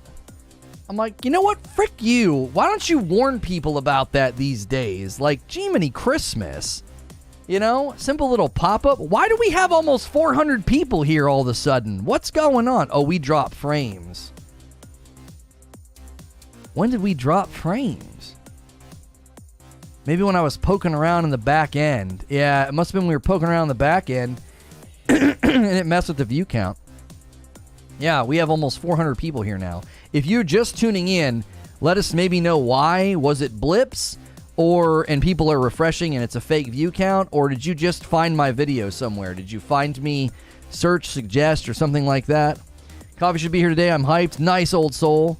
Just had a slight blip. Yeah, it was just some frame droppage. Hey, there it is. First coffee order of the day. A bag of light roast to my man Tristan. Thank you for that. Appreciate that. First coffee order of the week. There was a blip a while ago. There was a blip about 30 seconds ago. Yeah, that's probably why the view count jumped. Because everybody refreshed and then it like counts you as twice or something. What's good, Anthony A?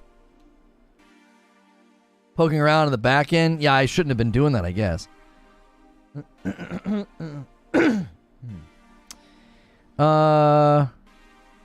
She was community lead. She's now in charge, says Just in Time.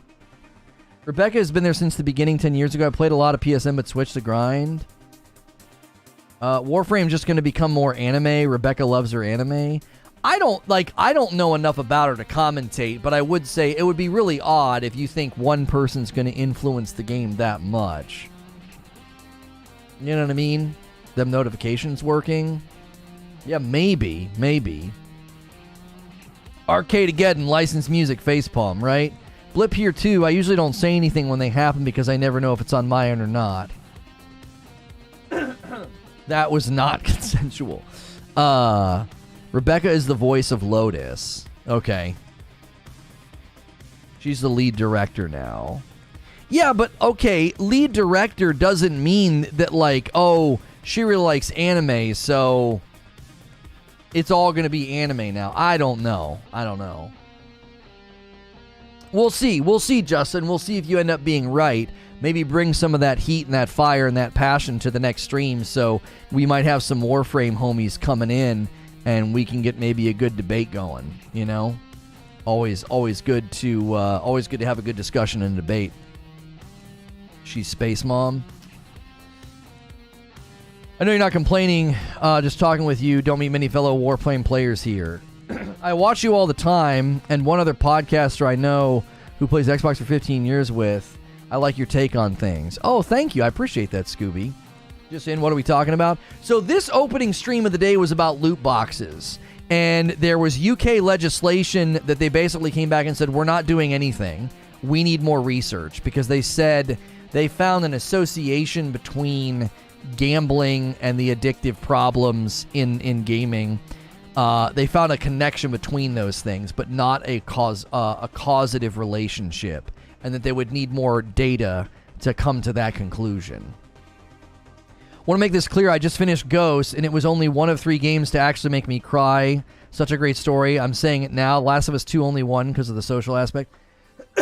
Yeah, I need to play The Last of Us 2, but I'll be so biased. I don't think I'll see anything in The Last of Us 2 that deserve to beat a brand new IP at the level of Tsushima. New IPs, I think, are more deserving of, you know, we don't need to re-debate that for like the 18th time, but I'm on mobile now. I'll be ranting about Warframe next stream. Okay, yeah, I want to be educated on it because I'm actually interested in Soulframe. I actually am.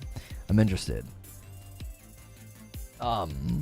Deb, Megan are both a huge My Hero Academia fans. Past 5 Warframes have major anime vibes. Oh, so you're saying it actually has influenced the art style. Okay. Don't play it on stream. Oh, I'm not going to play the video on stream. There's like partial nudity at the very beginning, a bunch. Oh, you're talking about The Last of Us 2. Last of Us 2 gameplay was phenomenal. It gets lost in all the cultural BS. I just want to see... This is what I would need to do, Eugene. I would need to play the first one and the second one. I want to see how big of a jump the first game to the second game was. Like, that's what I want to see.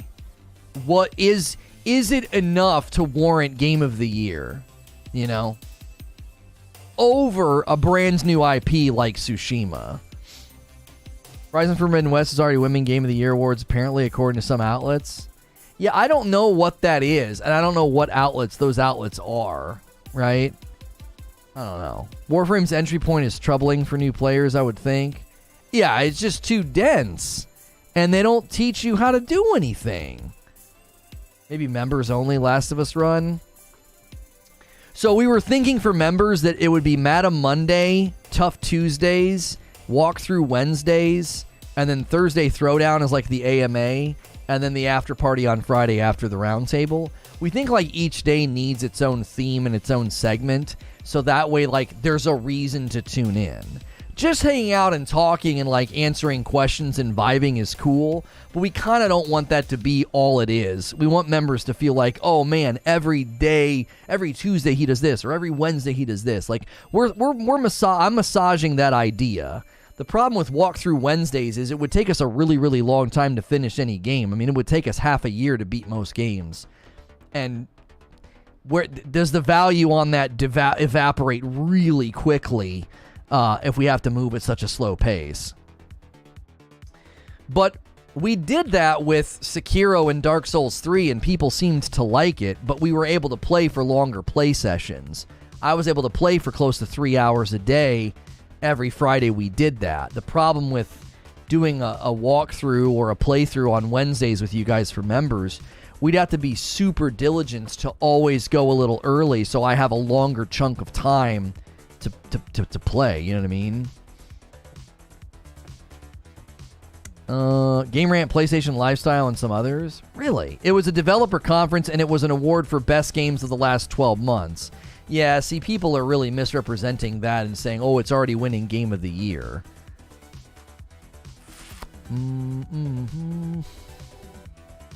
Warframe has updated the new player experience. Inc. says they have intro quests and frame selection, and it's a lot more friendly at the start for new players. After that, you'll need a wiki. That's the same argument I have for God of War Ragnarok versus Elden Ring. If God of War is just more God of War, does that warrant Game of the Year? 100%. 100%. I'll make the same argument. I'll be like, because I've played God of War recently, and when I play Ragnarok, I'm going to be like, look, man, I'm looking for significant uptick in quality, innovation, and it better bring it, because if not, it doesn't deserve Game of the Year. Elden Ring does. We'd be playing Arcade again more? It was really fun. I forgot how fun that is, Death. That's a really fun little game. It really, really is. Elden Ring is just more Souls. Literally open world Souls. I can't believe you just typed that, Eugene. That is so not true. That's not true. I need your job. If I play longer than an hour at a time, my wife acts like that I just used her razor. I just don't... What they brought to the open world as a game, it's not just Dark Souls in the open world. No. Because Dark Souls is more than just, oh, we have tough bosses and tough enemies. It's a threatening world. No. The size and scope of what that world looks like, how it's experienced, absolutely not. It's true. Doesn't mean it's bad. I don't think it's true. No, I don't think it's true. I think it's just such a drive-by. It's just such a drive-by claim. It's too broad. Don't worry, you're not alone. I'm with you. I played Dark Souls 3. And I played Elden Ring. Elden Ring is not just open world Dark Souls. It's no. If you want to say it's basically a sequel to the Souls franchise and they took it to the open world, I guess that doesn't sound as dismissive. It sounds so dismissive to be like, it's just open world Dark Souls. Like, they did such an incredible job. They did such an incredible job. I mean, I guess maybe that's the argument, is it's essential. Like, I'm not actually saying, I guess I should clarify, I'm not using the argument that Elden Ring deserves a leg up because it's a new IP. That's not what I'm saying. I'm saying God of War needs to significantly bring it because it's a sequel, and if it's not a giant step up from the last game, then Elden Ring deserves the win. Why? Because Elden Ring is a massive jump up in quality compared to all previous From games, with the exception of, like, the combat system in Sekiro being immaculate. Other than that, it's a huge step up. So if that's what you're saying, is that if Eugene's pushing back on the notion that, like, well, Elden Ring deserves it more because it's a new IP, and he's like, not really, it's basically a Dark Souls game in an open world, then I would agree with what you're saying. But I don't want that to be said or said or verbalized or seen as like a dismissive thing. Like, oh, it's just open world Dark Souls. I love those games have consistently said that they're overrated. I don't think Elden Ring was overrated, personally. If you're just tuning in, we've been talking about loot boxes and the law that the UK decided not to pass on them. We'll also be covering Soulframe today, as well as reacting to an upper echelon video about Ubisoft. So a whole day of content for you. Keep it here. It's a safe for work environment. Make sure and hit subscribe. Make sure and hit the bell button. Ragnarok looks like the same game with better graphics. I'm not seeing any innovation. I don't see how you could see innovation in the quick trailers that we have, Crowded House. Like, I mean, I don't know what you're looking for. Sekiro's the redheaded stepchild that can actually kill you because it actually studied the blade. Elden Ring's overrated, I agree. Yeah. I just feel like overrated is... I've never felt like overrated is a thoughtful thing to say. It doesn't, like, I have never said that Deathloop is overrated. I've said I don't see the game being worthy of those scores. That's not the same as saying overrated. Like, I look at the game's substance and some of its problems and some of what I feel are like almost design flaws and some of the weirdness with the AI, and I'm like, this is not a game worthy of 9s and 10s. But that's not the same as being like, oh, it's overrated. It's like, I feel like people just say that about something that's really popular and highly praised. Yet another fantasy title? What game is that? There's all these trailers recently that come out, and do you know what I do? Do you want to know what I do? I skip through the trailer all the way to the end and look for wishlist and follow us on Steam. Yeah, that's all I do these days. That's the number one thing that I do when I see a trailer now, is I skip to the end and look for a release date. I hate the word overrated. Whatever people doesn't like something popular, they call it overrated. Yeah, it's not a great word. People do that all the time. They'll be like, Lady Gaga, Harry Styles, da-da-da-da, they're so overrated. I'm like, you mean the incredibly talented international superstar is overrated because you don't like their music? What? I loved Elden Ring and I call it overrated. I know that you would make substantive arguments to say why you think it's overrated, Eugene. I just have a disdain for that word because 90% of the time it's ironically used in the inverse of what they're claiming is the problem. They're just the other side of the overrated coin. You know what I mean? I don't know if people just kept it at, that game just isn't for me.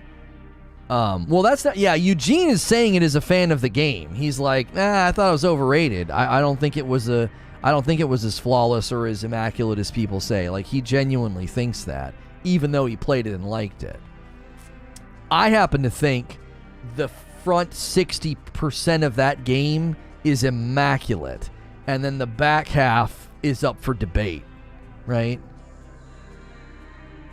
I could say not deserving of the praise it's deserved, or it's received, I think is what you meant to say. Yeah, I just see overrated and I immediately recoil. I'm like, ooh, I don't like that word. I just don't. Who talk craps about my boy Harry? I like Harry Styles. I do. I kind of want to give him a snuggle. But people don't like when something's popular a lot of the times. That's not what Eugene is doing, by the way. This PC is part of the giveaway. Whew, that's cool looking. I'd give Elden Ring a 9.75 and Horizon a 9. I'd give Elden Ring somewhere between an 8.5 and a 9, and I would give Horizon a rock solid 8. Yeah. Yeah. My issues with Elden Ring is just pacing. The last 40% of the game, I just thought it was awful. And I disagree fundamentally with a lot of the late game boss design, and I know there's plenty of people disagree with me, Plenty of people disagree with me on that one. Couldn't beat it? Who said they couldn't beat it? As a non-player, I look at Elden Ring and I find the jump to open world impressive. The rest of it just looks like what From Software does. Yeah, to a certain extent, I would say that that's true. Yeah, it is really great From Software content. It is. Elden Ring is an all-time classic game.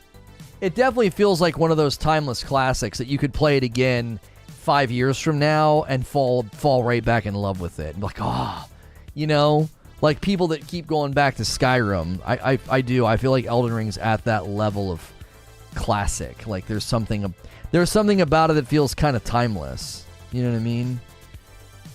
I bet people who are calling it overrated because they couldn't beat it. Well, that's not why Eugene's saying it's overrated, but it wouldn't surprise me if there are people that are harsh on that game because they couldn't beat it. Yeah. Skyrim. Yeah, people call me out about saying it that way. I got a bunch of grief for calling it Skyrim on that one video. I guess it's Skyrim. I've always called it Skyrim. Like Skyrum, like the rum, the drink. I've always called it Skyrim, and people are like, I guess it's Skyrim. Skyrim is how you're supposed to say it because of the I am. How can it be a classic when we already complained about its replayability? Because I actually think its replayability is that. It's the one that you come back to years later, Abe. It's the one that, like, you pick up 3 years from now, and it just feels all fresh and new again. Do you know what I'm saying? Its replayability is bad because when you do successive runs, it just doesn't flow the way that it should. That's why the replayability is bad.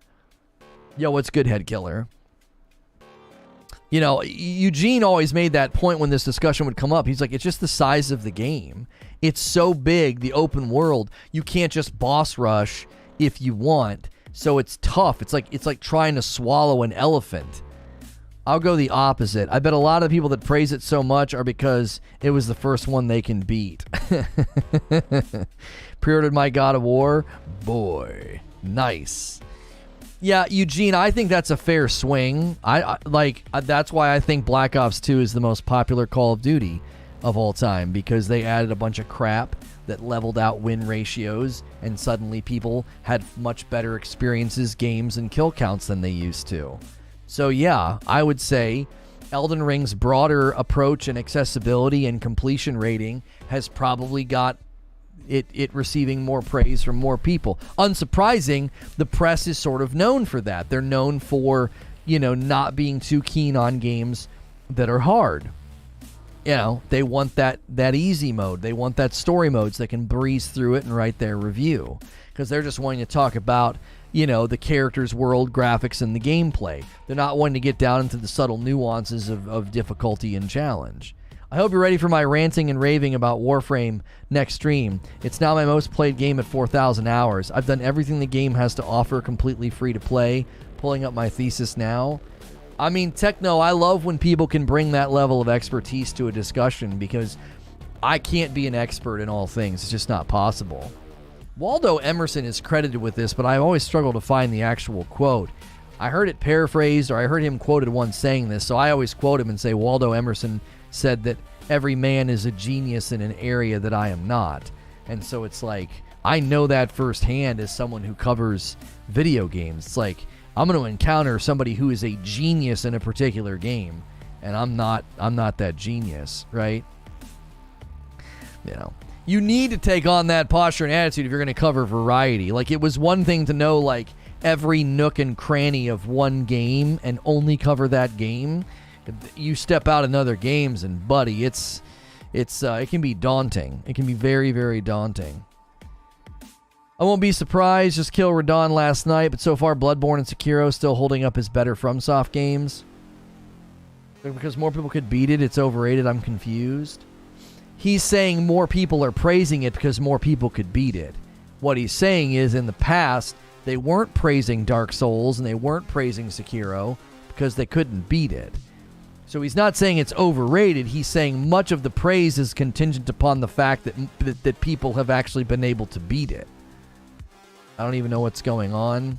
I mean, tell us something new, Wheezy. More people enjoyed it since they could finally beat a From game. Yeah.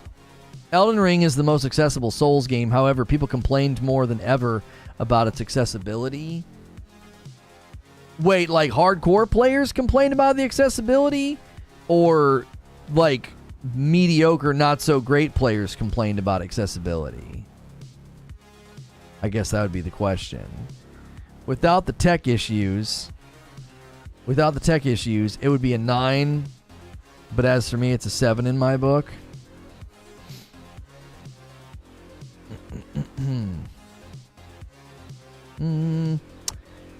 I actually don't fault them for the tech issues that much because it seemed like the day one patch added a bunch of the problems.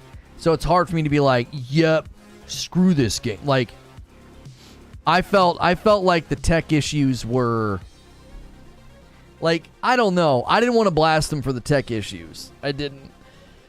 And I feel like they either fixed most of them or most of them just kind of fade as people play. Because if you look at the review scores on Steam, like, it's fine. It has somehow not had any issue. Like, pulling the good score. It's got a very good score, actually.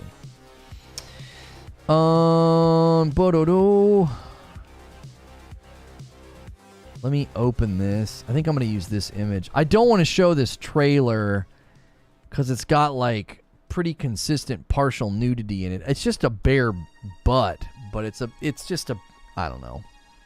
It's just not worth showing. I'm surprised they did that. The one thing I wish Elden Ring did was have better post-launch support. That's why I gave Horizon an extra point, because right now the game is in a much better state than it was at launch. For me so far, Sekiro, Dark Souls 3, then Elden Ring. After dealing with Cyberpunk, tech issues were light. I did an easy fix that people got around on the forums and the game went smooth. Oh, well there you go. Can someone explain the OP summons to me? I haven't played. Are you saying you prefer help, but only a little, and summons are just crushing people? Could you just not use the summons? I'm not going to speak for whoever said that, but I'll give you my perspective on why somebody might say something like that. Right? Essentially, summoning feels like all or nothing. As soon as you summon, the entire nature of the fight changes. And if you don't summon, some of the fights are unbelievably frustrating and hard. Does that make sense? You're going to deny this bunch their cartoon. Going to lose half of them, though if you show it, chat might die. It's just a guy. It's just some guy's butt. It's not even a good butt. I'm okay with summons. Like I said months ago, I don't use them, but I don't hate people who do. Oh, if people are angry that other people are summoning, you can go pound sand. I don't give a frick if you're angry that other people are summoning. But I could see somebody saying they don't like summoning because they feel like there's no in-between. I meant aggro split's really strong. Yeah, as soon as you split the aggro, the whole fight changes.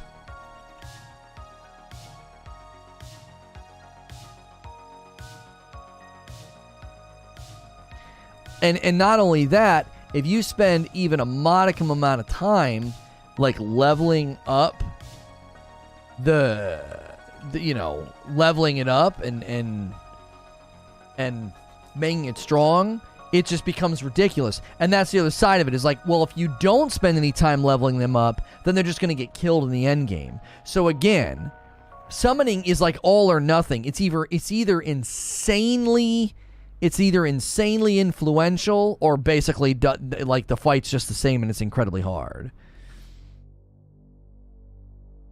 It just flips the scales too extreme.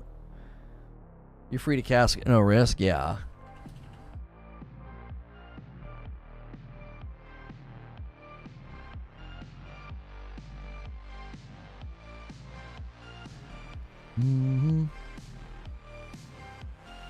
Okay, let's take a look at Soulframe and why I'm interested in it.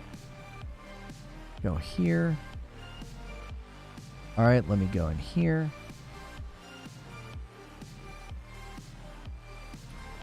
Okay. Magic's dumb strong. Yeah. Been following on Spotify for a couple of months. Finally managed to check out a live stream. Yo, what's good, Micah? Good to see you. Thanks for being here. We are about to do something that's called a redirect. I'm going to put a link in chat, and it should, when this stream ends, it should bring you over to the new stream. We're doing a second stream now about Soulframe. If the redirect doesn't work, you can use the link, or just go back to the main hub of the channel, Reforge Gaming. It'll be the featured video.